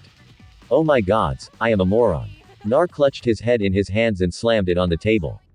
Been saying that for years, Sasaki muttered into his cup of green tea. Sakura shot him a disapproving look as she patted Naruto's arm sympathetically. Sasaki shrugged and continued eating his meal. Life was fine as long as it was only Naruto's that was filled with drama that he could easily avoid. Itachi watched his older cousin with a mixture of amusement and concern. Shui had been acting oddly the past 2 weeks, and he was just waiting for the reason to make itself known. Are you okay, Shi-chan? Izumi had invited him over for tea, excited to use the pretty porcelain set that the Haruno family had gifted them for their wedding. She thanked the gods it had survived the assault. It was also a good excuse to use the free cake coupons she was also gifted from Kazashi. He was slowly becoming one of her favorite people since he kept indulging her sweet tooth. I'm fine. I'm fine. Shui gave her an awkward smile. He stared at the white cake box, his gaze fixed on the cherry blossom logo of the Springs Blossom Bakery. If you don't want cake, I have cookies. Izumi offered and Itachi handed the plate over to Shui. Sakura-chan brought them over when she came to visit. I saw nothing, Shui shouted, tossing the cookies in the air. Itachi and Izumi exchanged looks of concern. Why are you so on edge, Shui? Itachi made himself busy cleaning up the scattered treats. He was a little disappointed because Sakura had made Sakura cookies and he had thought that was charming and clever. I can't eat. Shui collapsed in on himself, laying his head down on the low table. She's everywhere haunting me. Who's haunting you? Shi-chan. Izumi was thrown off. There was no way this was a reaction to a crush. The last time Shui was interested in a girl, he took to practically stalking her at the tea house she worked at and called it Intel Gathering. Haruno Sakura. Shui lifted his head and stared into the void with wide eyes. Itachi choked on his tea and Izumi thumped him on his back. Itachi gave Shui a sympathetic look. He loved him dearly. But if it came down to who he would side with if Shui and Sasuke went head to head over Haruno Sakura, he would side with his younger brother. Partially out of favoritism and partially because Sakura and Sasaki had mutual feelings. I can't sleep. I can't eat. Shui gripped his curly hair and pulled at it. I keep thinking she's going to pop around any corner and snap me in half. Okay, that is not what I expected. Itachi raised an eyebrow at his cousin. His original assumption was that perhaps Shui had unrequited feelings for the pink-haired medic Nin. Now that he'd paid closer attention, his cousin did seem to be on edge. Now he just needed to find out why Shui would be so scared of the sweet girl. Why would Sakura-chan want to hurt you? Izumi questioned, pouring Shui another cup of tea. She found it hard to believe that Sakura would want to hurt anyone. She was always so gentle. If I tell you, you can't tell anyone. Shishi placed his hands on the tabletop and stared down his cousins. Izumi and Itachi looked at each other and then back at him and nodded in understanding. We won't tell anyone, Izumi said and smiled reassuringly. Shisu took a long gulp of tea and slammed the cup on the table. Izumi squeaked in protest at the ill treatment of her tea set. I caught Sasaki. You caught Sash. Itachi furrowed his eyebrows in concern. If Sasaki was the first thing he mentioned, that wasn't a good sign. I caught him with Sakura. A-chan in bed. Shui took a deep breath in and in a rush said, I caught them in bed together and Sasuke wasn't dressed. I didn't quite catch that. Yumi blinked in confusion. I caught Sasuke half-dressed in Sakura-chan's bed. Shui took another calming gulp of tea. They were together like together. Well, I came after what I could only assume was them being together. And Sakura-chan threatened me with bodily harm if I told anyone. Yumi turned to look at Itachi and he looked back at her. She shrugged and he let out a sigh. That's not exactly news, Shui. Itachi patted his forearm. Shui stared at him bug-eyed. We both kind of caught them on different occasions, Izumi explained, her cheeks flushing pink. What? Shui shrieked. How am I just finding out about that? Well, I cleared her throat and took a sideways glance at Itachi. He nodded and she continued. I heard them going at it when I visited the main house to grab something for Itachi _ They were technically home alone until I showed up and as soon as I realized what was happening, I left. I heard Sasaki try to proposition her in her office in the hospital, Itachi supplied with a smirk on his face. It was pretty amusing hearing them contemplate it. I wouldn't have known how far they had gotten in their relationship if it weren't for the fact that I decided to drop by for an unscheduled appointment. Shu gaped at the couple, unsure of what to say next. He was bewildered and a little hurt that the two of them had kept such a secret from him without a second thought. He had been struggling with keeping his secret from them, and he had the threat of being crushed by a tiny pink-haired girl. And you're fine with your little brother running around, and it's fine. Itachi took another sip of tea and a bite of a Sakura cookie. Sakura really was a great baker. He felt Shui narrowing his eyes at him and he cleared his throat. It really is Shui. Don't act so innocent. You've been active for years now. It's not like he's a little kid anymore. As long as he's being safe, we can't say anything. And it's Sakura-chan. I highly doubt their relationship isn't serious. I knew it was bound to happen eventually. So, no, he isn't, as you put it, running around. Besides, Itachi has been sneaking condoms into Sasaki-kun's nightstand drawer ever since he caught them kissing back in December. What? They were all cozy on the Anawa and didn't even notice that I had come back downstairs. It was kind of cute. It sounded cute the way you described it. I giggled. Still wish I saw it. I thought we were friends, Itachi. Shui sobbed. Why didn't you tell me anything? You told Izumi I'm his wife. You weren't back in December. Oh, please, Shi-chan. Izumi tossed her hair behind her hair and glared at him. You know that I might as well have been. Recent events were just a formality. How am I the only one freaking out about this? Shui grumbled. Because you're a child, I frowned at him. Shui glared at her and was about to make a rude hand gesture at her, but one cold look from Itachi had him holding back with a pout on his face. What I want to know is who are you really freaking out about? Are you concerned that Sasuke is growing up too fast or is it Sakura-chan that has you in a tizzy? She's not 13 years old anymore. Shi-chan. Both. Itachi answers for him. It's both, isn't it? Shisu narrowed his eyes at his cousin, but then sighed, his shoulders slumping. Itachi was right. It unnerved him how tall Sasaki was getting. He remembered him when he was tiny and pouting whenever Shui would steal his brother away. Before this past year, Sasaki had been the shortest Uchiha male, but was slowly becoming the tallest. Looking at Sakura was worse. He remembered consoling a crying little girl whenever Sasaki would spurn her affections and listening to Itachi cheer her up with words of advice. She was still tiny, but gone was the baby fat from her face, and she had grown gentle curves that he would never let Sasaki, for fear of death, find out that he appreciated greatly. He still recalled how Sasaki indiscriminately threw fireballs at his older brother and by association Shisu back when Sasaki was jealous of how close his older brother and Sakura were getting when they were younger. There was so much change happening, and he felt as though he were being left behind. Why can't he stay a shrimp forever? Shui wed, slumping his body over the low table, rattling its contents. Izumi huffed and pulled her tea set back on its tray and away from him. She was never going to be able to have nice things with him around. The longer Sasaki stared at her with his impassive face, the more Ino glared at him. She refused to stand down and was going to have her way whether he liked it or not. Sakura stood nervously in Ino's hold, worried about how upset Sasaki was getting. Sai just stood there smiling at the scene in front of him. Let go, Yamanaka. Piss off Uchiha. She's mine for the evening. Ino tightened her embrace on Sakura. Sakura sighed and resigned herself to being fought over. She had promised Ino a girls' night. She just hadn't realized that Ino was going to cash in on that promise when Sasuke wanted to spend time with her as well. Sasaki narrowed his eyes at Ino and then looked down at Sakura. She gave him a nervous smile and then shrugged. She clung onto Ino's arms, accepting the hug as her answer to the dilemma they were facing. And Ino squealed in victory. His mouth twisted in a frown. He hadn't expected Sakura to choose Ino over him. It was more frustrating than he cared to admit. Sorry, Sasaki I did promise. Whatever. Sasaki averted his gaze, and Sakura had to suppress the urge to smile at his pout.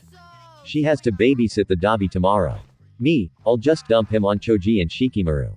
Ino shrugged her shoulders and nuzzled her face against the top of Sakura's head. Sasaki felt his eye twitch. First, Naruto was too comfortable hugging Sakura all of the time, and now Ino was being overly affectionate. Wait, where is Nar now? I haven't seen him since he came into the shop for a sunflower. I left him in his apartment writing a letter, Sasaki answered. It got nauseating when he started talking as he wrote. I escaped when he got to the paragraph in which he described Hyuka's glossy black hair and pearly eyes. Ah, Ino gushed. I didn't realize Naruto could be sweet. It wasn't sweet. It was gross. Ah, you're so unromantic. Ino rolled her eyes. What do you even see in him forehead? He has his moments. Sakura teased. Can you check on him? The last thing we need is him barging into the Hyuga compound trying to get to her. We still need to figure out what exactly their problem is. Maybe because he's Adobe. Sakura glared at him and he sighed.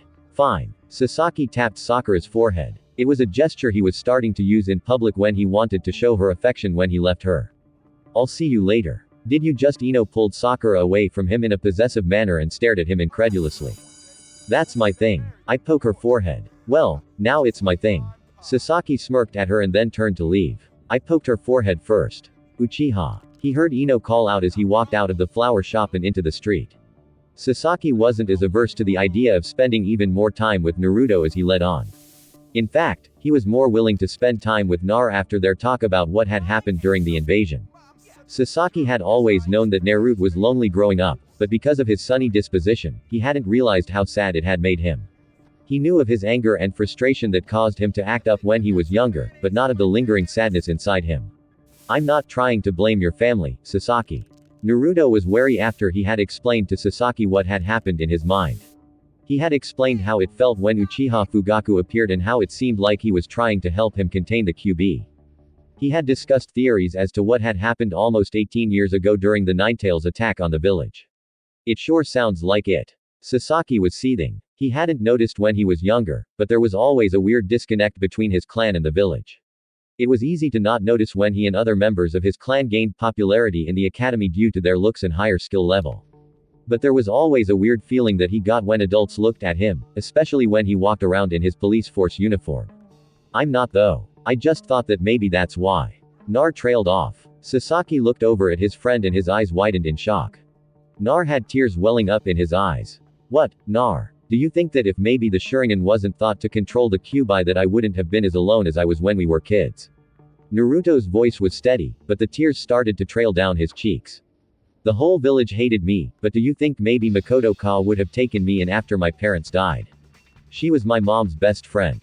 Do you think maybe we would have grown up as brothers like you and Itachi? It would have been nice to have a brother.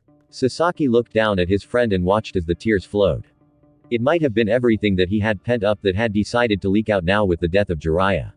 You are my brother, Nar gave a watery chuckle and nodded in agreement. Yeah, I am, aren't I? Sasaki stopped mid-step in the middle of the street. He huffed in annoyance and turned to face the person following him. Sai was being his creepy chakra-hiding self and just stalking him through the village. What are we not off to see? Sai tilted his head in confusion. You are supposed to support your friends in their time of need. Correct. Sasaki stared at Sai with one of his impassive looks for a moment. A beat later, he turned and continued to trek his way to Naruto's apartment. When he didn't hear Sai's footsteps, he turned back around and saw Sai standing there with a blank look on his face. Well, aren't you coming? Sasaki called out to him, and Sai gave him one of his more natural-looking smiles. Not so lonely now, are you, Dabi? You've got lots of friends, lots of people that care about you. Sakura loved her father dearly. He taught her to bake and was her biggest cheerleader growing up. Where her mother was strict in a loving fashion, her father was a lot more laid back. Her mother would argue that he was too laid back sometimes, considering his penchant for making bad jokes. She loved him dearly, but sometimes he was just plain odd. Papa, do you really have to do that with the cat? Kazashi looked up from his newspaper, careful not to jostle Huey, who was curled up on top of his head. He gave way a scratch on her head and raised an eyebrow at Sakura in confusion. Sakura frowned at her father and pointed to the top of his head. He-chan likes the height. That isn't good for your neck considering how much she weighs. Sakura-chan, you never discuss a lady's weight. Besides, Hei-chan is just fluffy. Sakura aside and shook her head. Ever since she brought the cat home, her father had bonded with her and they did everything together if Sakura was unavailable to give Wei the attention she wanted. He sometimes could be spotted walking around the village with Hazui on his head on their way to and back from the bakery. How come you're still home? Sakura checked the cat-shaped clock on the wall for the time. Another item her father had picked out because it amused Huey to watch the swinging tail. Is it a no-bake day? On Sundays, Kazashi would sometimes stay home and not go in for the early baking shift. It was the day of the week they used to try and sell whatever products they had on the shelf. Because he was so used to waking up early because of baker's hours, he was always up early on Sundays anyway. The only person in the Haruno household that wasn't an early riser was Miyuki. Sundays were her rest days from her job as a seamstress and from helping sell the baked goods at her husband's shop. She wouldn't wake up until it was time to prepare lunch and would use the afternoon to go to the market to stock up on what her family needed for the week. Sakura's parents lived a peaceful civilian life. Miyuki had retired as a genin when Sakura was born and Kazashi had stopped taking his occasional escort missions sometime before Sakura had turned 15. He was a smart man and could have probably been promoted if he had the drive, but he was content with baking and selling his cakes in his family's bakery. His brains were put to good use, coming up with delicious new recipes and creating more of the cute, popular treats his shop was known for. Busy day ahead. I have an appointment with the Hokage this morning, and then I will be in the hospital all day. Sakura hoped that because he was Hokage now that Kakashi wouldn't be late to their meeting. Shizune was doing a great job of keeping him in line so far. She let it slip to Sakura that she was hiding Kakashi's novels from him and wouldn't return them until he finished work. For now, Kakashi was still trying to figure out how it was that she kept stealing them from him. He would sometimes find them, and then they would disappear from his possession again. And then dinner with the Uchihas at 6:30. Correct. What? Sakura paused in pouring herself a glass of orange juice and tilted her head, puzzled at her father's question. Fugaku-san had dropped by last night to extend an invitation to you for dinner, but you were out with your friends. Nice man. It wouldn't kill him to crack a smile though. Oh gods, please tell me he didn't try to make Fugaku laugh. Sakura groaned inwardly. Wait, Papa, did you tell him I would attend? Of course. Kazashi beamed at her. It's not like you would pass up an opportunity to have dinner with Sasuke. Please tell me you didn't tell him that. Sakura's eyes widened, horrified. She could just imagine her father telling Fugaku something that would absolutely mortify her. Right now, the man was cordial with her, and she didn't want anything to mess that up. Would that have been bad?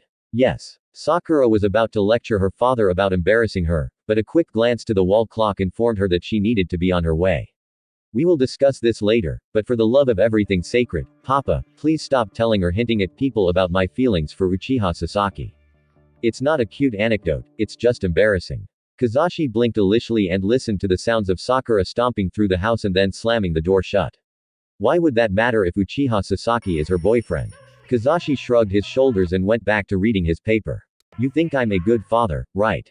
He-chan, you still love me, right? He meowed loudly and batted a paw at his nose gently. At least someone in this house appreciates me. Nar had had enough. He had it. He was done with waiting around. Itachi was too busy to help him with how to court Hinata properly and how to speak to someone like Hayahiashi. He was going to storm into the Hyuga compound and no one was going to stop him. Well, that was the plan, but Shikamaru was a hard person to run away from. I wouldn't mind letting you make a fool of yourself, but Ino would just nag me later if I let you do something stupid and embarrass Hinata. Shikamaru held him down with his Kajane no Jutsu inside. This wasn't how he had wanted to spend his day. He wasn't exactly sure how Ino had roped him into Naruto duty. Listen, Shikamaru. Nar narrowed his eyes at his friend and tried to calculate a way around him. He had already gotten rid of Choji with coupons for free barbecue that had been gifted to him. He just needed to find a way to get away from Shikamaru, who was being far more difficult than he ever was. I didn't want to do this, but I'm going to have to. If you don't let me go, I'll tell Ino. Shikamaru raised an eyebrow at Naruto's bluff. There was no way he had anything on him. There was absolutely nothing he could. I'll tell Ino about your envoy mission to Suna. I'll tell her that you volunteered for it knowing it would give you 3 months with Tamari. Bet that's a bit of gossip she would love to hear. What? How do you even know about that mission? Oh, please. Gar and I have been pen pals for years. He tells me a lot of things. A lot of things he knows pertaining to a certain older sister of his. You wouldn't dare. Yeah, I would. So, are you going to let me go or what? Shikamaru and Nar stared each other down. Eventually, Shikamaru was going to have to release Nar. He couldn't stand around holding him forever. Fine, but I'm coming with you, and as soon as you're about to say or do something stupid, I'm pulling you out. That way, I'm still partially doing what Ino asked me. Gaining access to the Hyuga compound was a lot easier than Shikamaru thought it would be. He had been hoping that Naruto would be turned away and that he would be forced to give up right at the start. But now they were being escorted to the Hyuga dojo. And Shikamaru realized that he was going to have to take responsibility for Naruto making a scene in front of Hyuga Hiyashi. Nar Uzuki Hiyashi did not appear to be shocked that Naruto was standing before him. He looked a little annoyed to be interrupted in his training session with Hanam, but it was hard to tell because of how blank his face and eyes were. Nar was oddly quiet and Shikamaru was confused. He had been so adamant about coming and yet he wasn't saying anything. Then, almost instantly, Naruto threw himself on the floor and prostrated himself in front of Hiyashi. Please give me your daughter. What the hell is this dumbass doing? The damage had already been done and Shikamaru couldn't do anything to take back what Naruto had said. I mean Hinata-chan, Naruto clarified, raising his head off the ground. Not Hanab-chan. No offense to her, but I love Hinata-chan and she's way too young for me. Where is Hinata-chan anyway? Trust me, Naruto. I am very glad that you are not referring to me. Hanab giggled. This was one of the reasons she wished her father would buy her one of those video recording devices. She could have used this to either make her older sister happy or to tease her for months. Hai just raised an eyebrow at Naruto and then sighed. You should probably ask Hinata if she's okay with that. It is her choice and wait until you're of age as well. Hai went back to his earlier stance and motioned to Hanab that they would be continuing with their spar. Wait, it's that easy. Then why have you been barring me from seeing Hinata-chan? She was still healing. Hinata needed rest, and she wasn't going to get that with you around now, was she? Hai spoke with an air of annoyance, as if it had been obvious. You weren't the only one told to stay away. Inuka Kiba was barred from seeing her as well. The two of you are the most boisterous boys I've ever met. Hinata is out with her team right now. She has been released from our custody now that she is fully recovered. I was put in a troublesome situation because of that. Shikamaru was about ready to collapse, completely drained just from the conversation they were having. I'm taking a nap when we leave. What? Are you serious? That's why I have been turned away every time I came to visit. That's complete and total. This time, Shikamaru was able to clamp his hand over Naruto's mouth before he said anything that may anger Hai. Hai just gave Naruto's outburst an unimpressed look inside. Is there anything else? No, sir. We are sorry for the intrusion. Shikamaru bowed and forced Naruto to do the same by pushing down on his head. He quickly exited the room, dragging Naruto with him. He's a nice boy, Otis-sama, Hanab told her father when the boys had left. And a strong shinobi, evident from what Ko had said about the invasion last month. Ne-sama could do worse. Hai nodded and a small, almost unnoticeable smile formed on his face. If it was someone that his daughter would stand up and fight for, and they would do the same in return, they had to be someone of great character. Itachi did his best to keep himself composed and hide his amusement from his younger brother. When he had been called back to the main house to have dinner with his family, he hadn't expected the situation to be what it was. Izumi him and he looked over to see her biting her lip and her eyes gleaming with joy. She was obviously enjoying watching Sasaki squirm as well. I wonder how dedicated they are to keeping their relationship secret. They've been pretty good considering Oka-san and Otis don't know, but this is getting ridiculous. Itachi watched as Sasaki flinched when Sakura's arm brushed against him when she reached for her bowl of rice. His brother was too aware of Sakura's presence. Luckily for Sasaki, it didn't seem as though he was giving his relationship away. But there was a look of disappointment in Fugaku's eyes, and Itachi wasn't entirely too sure how to interpret that yet. So, how are things at the hospital? Mikoto asked cheerfully as she scooped a second helping of rice for Sakura. She always thought she was too skinny and worried that she wasn't taking proper care of herself as she took care of everyone else. Busy as always. It's a lot bigger now after the rebuilding. Sakura replied with a nervous smile at the food Mikoto kept piling in her direction. There was no way she was going to actually be able to eat it all. Sama says it was a good decision considering we have patients that travel here from other countries to see her and to see you as well. Itachi reminded her. I hear you may head the hospital soon. Sama seems ready to retire from the hospital now as well. Oh, I'm not ready for that yet. Sakura waved her hand in protest. Her cheeks burned pink in embarrassment. During the whole meal, the Uchiha family kept her the focus of conversation and kept asking her questions. In fact, I still need more experience in a leadership role. Which is why Tsunade-sama recommended to Kaka-sensei that I go to Suna to train their medic nin and hospital staff while I continue my poisons research. They have rare herbs and plants that don't grow anywhere else. I will take part of the team of ambassadors from Konoha that will be staying there for 3 months. Sasaki had started choking on air when they heard the news. Izumi muttered a soft, "Oh dear," and Itachi grimaced at his brother's reaction. It was quite obvious that this was his first time hearing about Sakura's long-term mission. Fugaku winced at his son's awkwardness. Mikoto was enjoying herself happily chatting with Sakura, something unusual during dinner time. Most dinners were spent in relative silence. Mikoto would sometimes carry light conversation with her sons, who were both quiet characters, but this had been the most lively meal yet, with his wife being unable to contain her excitement at having Sakura there during an Uchiha dinner. She's getting ahead of herself again, Fugaku sighed. The boy is too much of a mess to do anything, and she's going to just end up disappointed. While you're gone, Fugaku spoke up. He had been silent for most of the meal, just listening and nodding at the appropriate times. Who will be checking up on Itachi and Sasake's eyes? Sama will. I am leaving my notes with her and she will keep them safe. Itachi hid his grimace behind his glass of water. Sununade was one of the most talented healers, if not the most talented, but she didn't have Sakura's bedside manners. Checkups for his eyes with her was a horrifying experience. Sakura lectured out of care, and although he was Sursati cared in her own way, she had a way of making everything seem like she was heavily judging him whenever he came back with more damage to his eyes. It was unnerving being treated like a child by the woman. Do you really have to go away for 3 months? Mikoto grumbled. Itachi had to hold back from laughing. Although his features were sharper now and thus more masculine, Sasaki still looked like their mother, and it was easy to pretend that the face Mikoto was making was the same one Sasaki would if he were more expressive. We're going to miss you greatly, I chirped. Bring us back some souvenirs. Okay, I know you're joking, but expect to be brought back some plants. We're going to continue our lessons when I come back.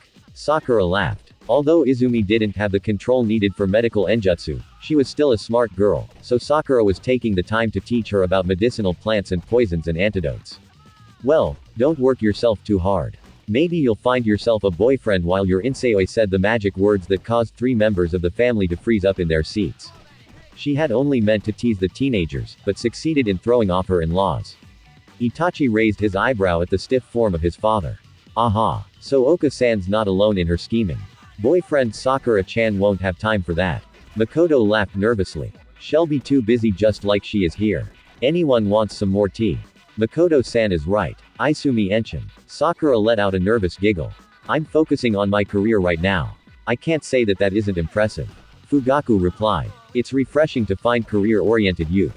Fugaku. Mikoto hissed out. He looked over at his wife who kept motioning with her eyes to their youngest son and Sakura. That's not what we're supposed to be encouraging. Husband, it's getting late. Sasaki finally spoke up. He hadn't said a word throughout the meal.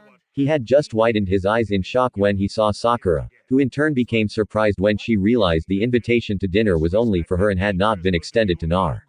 Sakura has an early shift at the hospital tomorrow morning. There was something unsettling about how soft his voice was. Itachi frowned, sensing a storm brewing underneath the calm pretense. Izumi seemed to have felt it too since she started wringing her hands in her lap. That's right. I really should be going. Sakura bowed slightly in her seat. Thank you for inviting me to dinner. Let's go. I'll walk you home. The adults sat in silence, listening to the pair of footsteps as they exited the house. As soon as the front screen had been slid shut, Mikoto smacked her husband's arm. What was that, Fugaku? I want a wife for Sasaki, not a primary care doctor. Mikoto huffed out a strong breath of air and started to clear the table. So, you like Sakura-chan? Itachi asked his father. He always knew how his mother favored the young woman, but it was news to him that his father approved of her. She is an exceptional young lady, a good match for your younger brother, Fugaku answered politically. Besides, it's unlikely that Sasaki is ever going to look at or accept another girl. Your brother is a lot more obvious about his feelings for the girl than he thinks he is. It's unfortunate that he has the inability to further his relationship with Sakura. As Sanazumi was shaking from holding back her laughter, she excused herself to assist her mother-in-law with the dishes. This family is going to kill me. I can't wait to see Fugaku's face when he finds out how much progress his son has actually made. Sakura twisted her lips, not sure what to say. She snuck another glance at Sasaki, who was staring impassively at the road ahead of them. She had tried to get his attention by calling out his name, but he just kept walking without turning to her. Fed up with this silent treatment of his, she stomped on the ground, sending a surge of chakra in his direction, causing the ground to shake under his feet. Really? Sasaki scowled at her. Sakura crossed her arms in front of her chest and stood with her legs shoulder-width apart in a stubborn stance. Yes, really. You're treating me coldly. Sakura narrowed her eyes at him. He was acting childish. What do you expect? When were you going to tell me that you were going away for 3 months? When I had the opportunity. I just found out today and I haven't been able to talk to you until now. I was at the hospital all day and then I had to attend dinner with your family. I was hoping to tell you after, but apparently that wasn't meant to be. Sasaki completely turned his body toward her and matched her stance. He looked down at her from his full height, but Sakura wasn't intimidated. She was smaller than most people, so size wasn't something that made her nervous.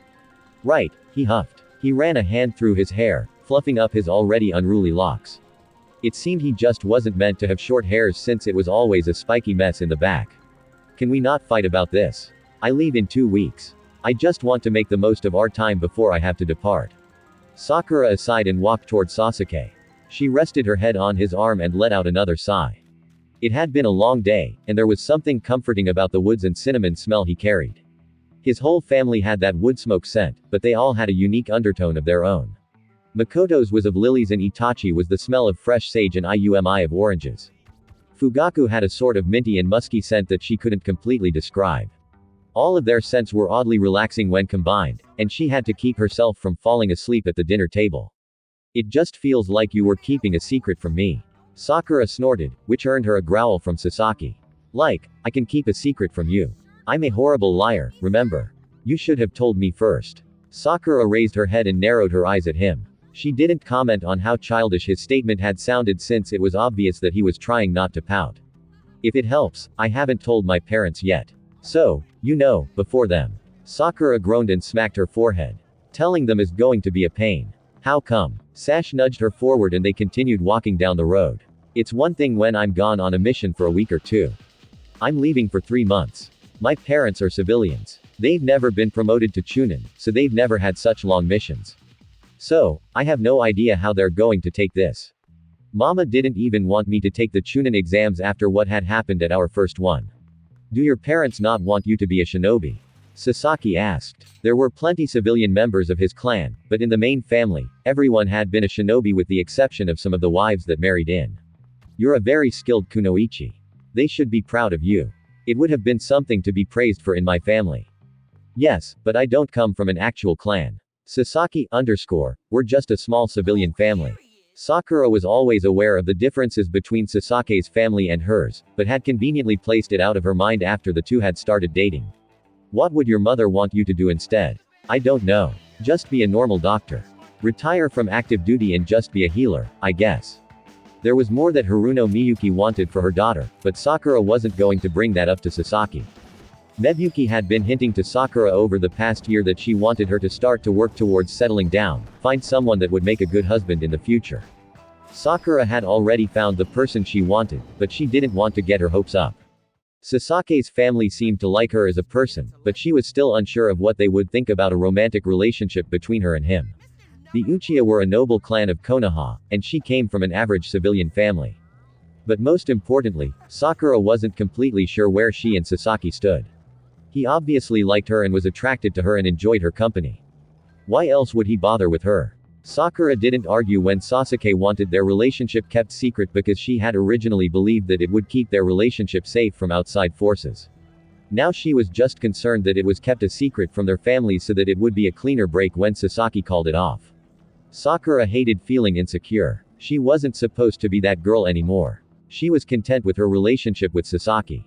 She tried to convince herself that she was fine with the way things were. But she wasn't. Not really. Sakura wanted Sasuke's happiness and would try her hardest to give it to him, even if it meant stepping aside and only being his friend. But there was a small corner of her heart that craved more. Sakura wanted Sasaki to love her the way she loved him, with all of her heart. Death. Death was in Naruto's immediate future if he didn't stop making cooing sounds and removed himself from Sasuke's bed. I fed her some of my ramen and she turned red. And she was so cute. Nar sighed happily and snuggled one of Sasuke's pillows. I have to burn that now. I have to burn everything. Are you even listening to me, Sasaki? Nar pouted and Sasaki raised an eyebrow at him. They stared at each other momentarily until Sasaki went back to taking his whetstone to his katana. Hey _ when have I ever expressed interest in your disgusting displays of affection? When have I ever actually cared about your relationship with Hao beyond knowing she's your girlfriend and she makes you happy?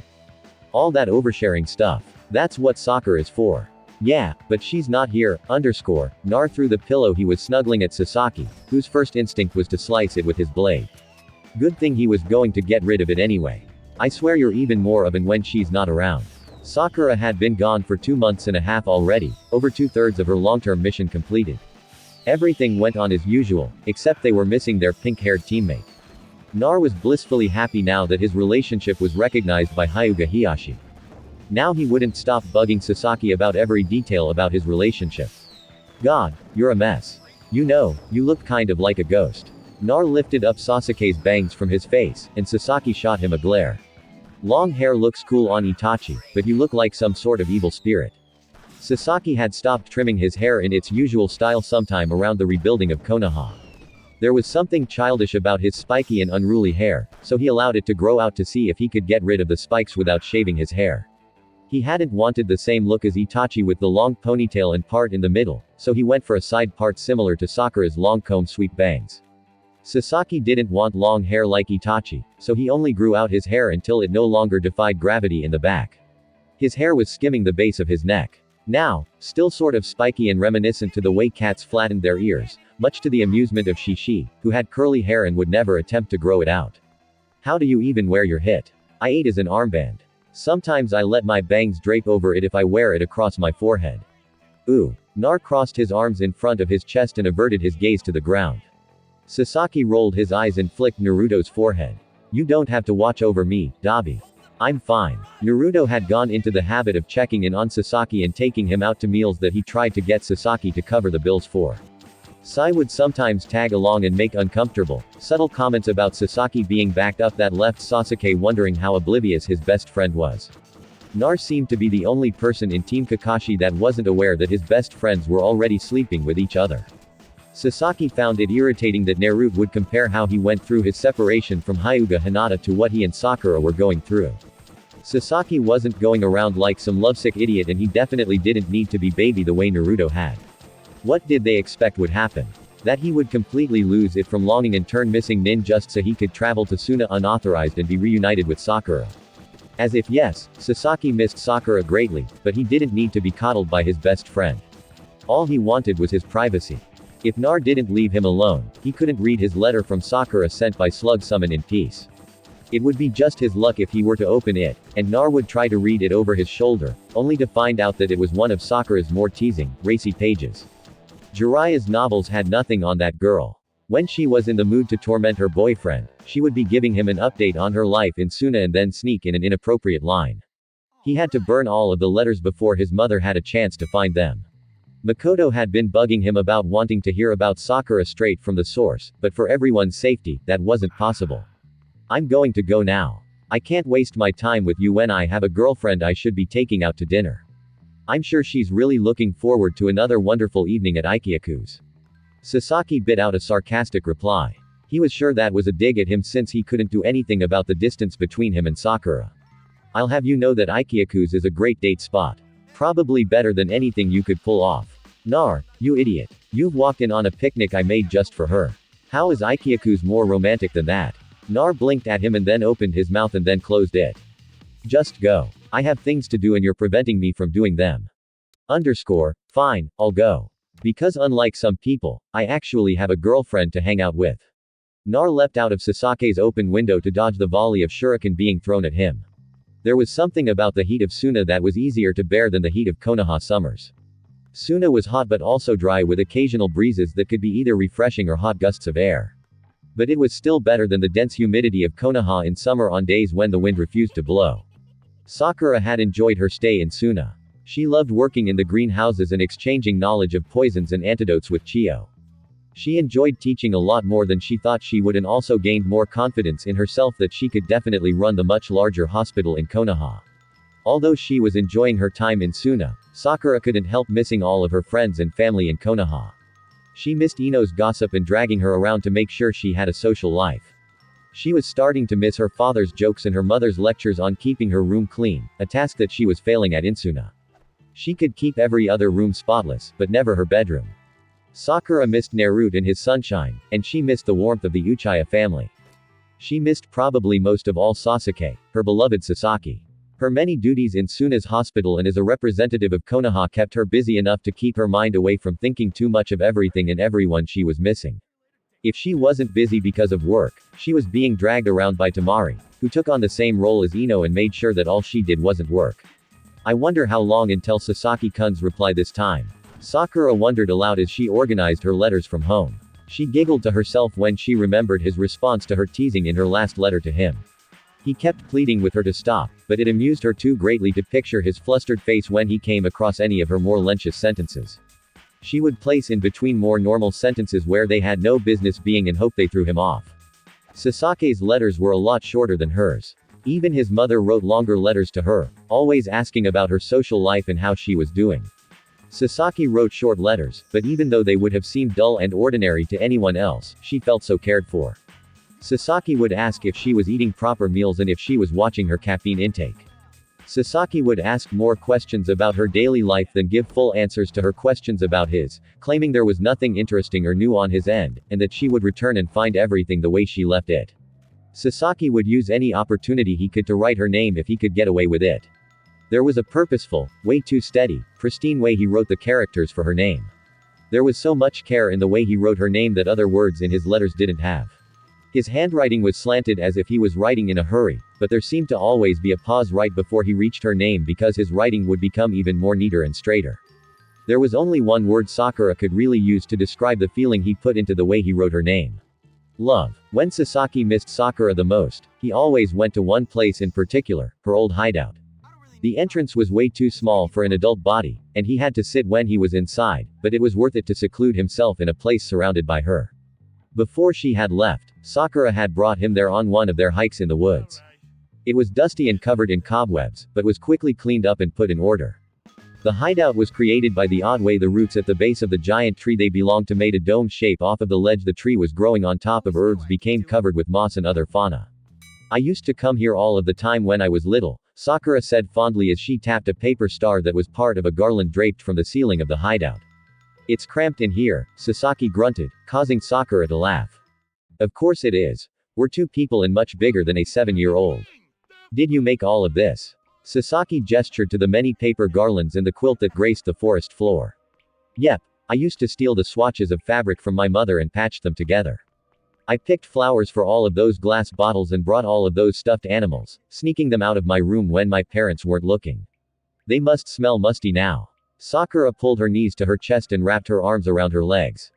She rested her head on top of her knees and closed her eyes.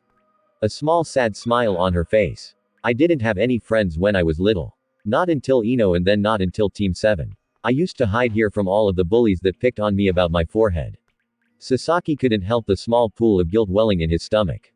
None of the boys got involved in the girls' affairs. It was the same feeling he got when he remembered the way Naruto would sit alone on the swing outside of the academy while everyone else played together. As the only Uchiha in his class, he was all on his own as well, seen as untouchable by the other kids. It wasn't until later when he started ranking high in class that he started to get attention from girls, but it was unwanted and not the kind of friendship he wanted. So, he kept to himself, only caring about his older brother. To think the three of them were all alone at the start. They should have met a lot sooner. I saw you come here once. What? Really? Sakura opened her eyes in surprise. I was training alone in the forest because my brother was busy and I saw a girl with pink hair running around. I couldn't really see where you had disappeared, but I did see you around here in the forest. Bet you didn't even know who I was. Of course, I knew who you were. Sasaki scoffed and rolled his eyes. You were the only pink-haired kid. Kind of stupid not to know the name of the only kid in the village with pink hair. Uh-huh. It would be pretty dumb. And you were partially bullied because of the boys. It was kind of their fault. Huh. Why would it be their fault? They never talked to me. I heard them talking about your hair. Sasaki reached over and tucked a strand of it behind her ear. They were calling it pretty and cute. So, of course, the other girls got jealous. Except for Yamanaka. Thank the gods for Yamanaka. Sakura giggled and Sasaki smiled softly, glad that her mood had picked up. He pulled her into his lap and gave her a slow open-mouthed kiss, stroking her back with one hand and holding onto her hip with the other. Sakura leaned into his touch and sighed. What was that for? She asked as he hit her jaw, creating a happier memory of this place. Sakura giggled once more and peppered his face with kisses. Sasaki slowly made his way through town, wanting to walk past Haruno Kazashi's bakery. The smell of sweets reminded him of Sakura, and he was feeling nostalgic. Sasaki was turning the corner when he saw his father exiting the building empty-handed. The sight was a strange one, but he didn't want to make a big deal about it. He strongly hoped he was wrong, but he had a suspicion that his father might have been running an errand for his mother and had placed a cake order in advance. Sasaki was turning 18 in 2 weeks, and he hated sweets, but his mother always got a cake for his birthday. Maybe Kazashi knows some recipes for unsweetened cake. Sasaki sighed and tucked the letter he just received from Sakura into the pocket of his flak vest. He usually didn't make a big deal about his birthday, but it was still frustrating that Sakura wouldn't be coming home in time to celebrate. She wouldn't be finishing her term in Suna until a week after, leaving him to fend off Naruto's attempts to throw him a party. Sasaki shuffled down the stairs to his kitchen, already in a bad mood before his day even started. Stop being so gloomy, Mikoto huffed, placing her hands on her hips. You turn 18 in 2 days. Of course, your friend wants to make a big deal about it. It was no secret that Sasaki wasn't looking forward to his birthday. He preferred quiet family dinners to celebrate, but with Naruto, it was unlikely that the event would be quiet at all. By law, I'm technically not an adult until I turn 20. So, I don't see what the big deal is, Sasuke grumbled. He didn't like parties, and it was usually Sakura's job to dissuade Naruto in his attempts to drag him to any. If Sasaki couldn't get out of it, Sakura would stay by his side the entire night to help with his anxiety of large groups. It would be worse this time around since he would be the center of attention. He had no idea how he would get by without Sakura's company. Nothing happens when you turn 18. You become legal for marriage, Mikoto thought gloomily. She just knew her husband wouldn't be able to fend off the elders soon. They were already upset that they hadn't been able to marry the eldest son to the woman of their choice. She was sure they would come after Sasaki soon. Fugaku had tried to reassure her that Sasaki did indeed have feelings for Haruno Sakura, only that he seemed to have trouble with conveying his feelings. Mikoto would have been fine with waiting for Sasaki to do something about it himself, but she didn't have the luxury of time, and it didn't help that Sakura was in a different country entirely. Mikoto worried every day that a sand ninja would fall in love with Sakura at first sight and start to woo her while she was on her delegate mission. As far as Mikoto knew, Sakura wasn't talking about her love life in her letters because she didn't think it was appropriate to discuss it with her friend's mother. Mikoto was worried that Sakura would come back home next week with more than just plants and gifts. Ah crap language young man.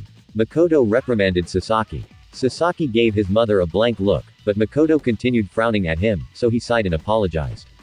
I forgot that Otis needs me to bring him some folders he left in his office, Sasaki explained. He turned back up the stairs, leaving Mikoto to wallow in her depressing thoughts alone in the kitchen. And they would have made such a good pair, too. Mikoto had first wanted Sakura as a daughter-in-law for selfish reasons.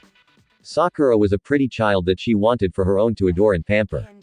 Sakura was sweet and kind and so very bright that she couldn't help but pair her off with her son in her mind. Watching them grow alongside each other, Mikoto was sure that Sakura was someone that could care for and love her son wholeheartedly, and her son would care for her in return. Unlike a bride chosen by the elders who would offer her son nothing but a list of qualifications, Sasaki couldn't raise children with a list of qualifications. He couldn't come home and have a meaningful conversation with a list of qualifications. Mikoto wanted her son to love and be loved in return, and she was so certain that Sakura could be that person for him. But I guess we'll have to wait and see if it's meant to be. Mikoto sighed. She had already gotten lucky when Itachi married Izumi. It was possible she was asking for too much to get lucky twice with a marriage between Sasuke and Sakura. Mikoto was about to get on with her day when her youngest son breezed by her, dashing out of the house without so much as a goodbye to his mother. I swear I taught him better manners than that, Mikoto grumbled, shaking her head. She would have to sit him down later for another talking to now. What's on the agenda today? I think Fugaku needed his office to be cleaned and his scrolls to be organized. He's always in too much of a rush to put them back in their proper place. And I'm sure Sasaki made a bigger mess searching for those reports. Alright, time to work. Maybe keeping busy will help distract me from the Sasuke-Sakura problem. Nar opened his mouth wide so that Hinata could feed him a bite of noodles. Blushing furiously and with trembling hands, Hinata fed him. She still wasn't used to such public displays of affection, but it made her happy. Her family was so reserved that it was unusual to catch glimpses of lovers being affectionate with each other in the compound. She loved that Nar was so open and didn't shy away from expressions of love. Nar was enjoying an early lunch date with Hinata before she had to go on a mission with her team. Nar had lucked out and Team Guy was off on a mission for 3 days. So there was no worry about Neji breathing down his neck. He found it odd that someone thought he would do something improper with Hinata. She was a lady and he was going to treat her like one. For now, he was going to enjoy being spoiled by her. He opened his mouth again for another bite, but it never came. Frowning, he looked to Hinata, who was looking out at the street. Wasn't that Sasaki-san? What about him? Nar crossed his arms and his frown deepened. He wasn't too happy with Sasaki right now. He kept rejecting Naruto's ideas for his birthday party. Why, yes, he looked to be in a rush. You don't think he's in trouble, do you? Hinata gave him a worried look. It always amazed Naruto how expressive she could be when the rest of her clan were always so blank in both eyes and face. He's probably late for something. I'll ask him about it later. Are you sure? You could go check on him. I don't mind. Nah, it's my Hinata-chan time. Are you going to deny me my Hinata-chan time? Nar gave her a mock pout and her cheeks burned red. And no good. Now say, ah, traitor. That was the first thing Fugaku heard as he entered his home. The first thing he saw was a shuriken as it lodged itself into the shoji door as he was sliding it closed. It had narrowly missed him, and he was sure that it had been thrown more as a threat than an actual attempt at hitting him. It was unlikely that anyone in his family would have missed him if he was their intended target. Turning around, the next thing he saw was his usually calm and sweet wife standing in the foyer, a black leather folder in her hands, face flushed red in anger. Explain yourself, husband. Mikoto thrust the folder in his chest with enough force that Fugaku had to take a step back. I thought we had agreed that Sasaki wouldn't be set up on any Omi. Mikoto. Fugaku slowly reached into his bag and withdrew a red leather folder. That's Sasake's profile for the Harunos. Fugaku handed the red folder in his hand to Mikoto and she hesitantly took it. On the front was a white ring, the crest of the Haruno family. She traced the ring with her index finger in wonder, too shocked to say anything. And that's Sakura-sans for us. Haruno Kazashi is quite an eccentric man. He only needed to provide us with a recent photo, but he ended up giving us one from every age. We should probably remove those and return them before we give the folder to Sasaki. I don't understand. Mikoto's voice was soft in her confusion. How did you okay, explain. If you haven't noticed, your son has been depressed ever since Haruno Sakura left to Sunyuna. Fugaku took his wife's hand and led her to the kitchen so he could make her tea. She looked like she really needed a calming cup of chamomile tea. It was starting to get frustrating watching him, so I took matters into my own hands. So, you asked the Harunos to arrange a marriage meeting. I brought the idea up to Kazashi-san. He seemed more than happy when he agreed. Made a comment about us being awfully formal. Fugaku placed the kettle on the stove to boil water.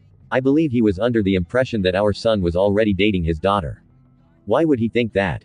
Mikoto went to the cabinet to pull out the bags for tea and mugs. She got over her initial shock and took over the task of making tea, motioning for her husband to take a seat at their low kitchen table. He said that he assumed they were together because our son has been walking her to work and back home almost every day. He said it was unusual for someone that was just a friend to do that. Well, is he sure that Sakura-chan would agree to the meeting? Mikoto didn't want to get her hopes up, but she couldn't help the bubble of excitement welling in her chest. She remembered what Mebuki had told her before about civilian clans no longer setting up their children for arranged marriages because it was an outdated custom for anyone outside of the noble clans. Kazashi-san was positive that his daughter would be overjoyed. He said he just needed to convince his wife on the matter, which is why it took 2 weeks for me to get a response. Fugaku took the mug of tea his wife offered him and took a sip. We will arrange a date for a week after Sakura-san returns from Suna. Give her some time to rest and spend time with her family first. That sounds reasonable. One question though. Yes. Fugaku raised his eyebrow at his wife. He was sure she would have been content with everything. What more could she ask for? Do we really have to return those photos of Sakura-kun? So guys, what do you think about this Naruto story? Tell me your opinion in the comments. And if you want more Naruto what if stories, make sure to subscribe to Universe of Naruto. Thanks for watching. I.JSL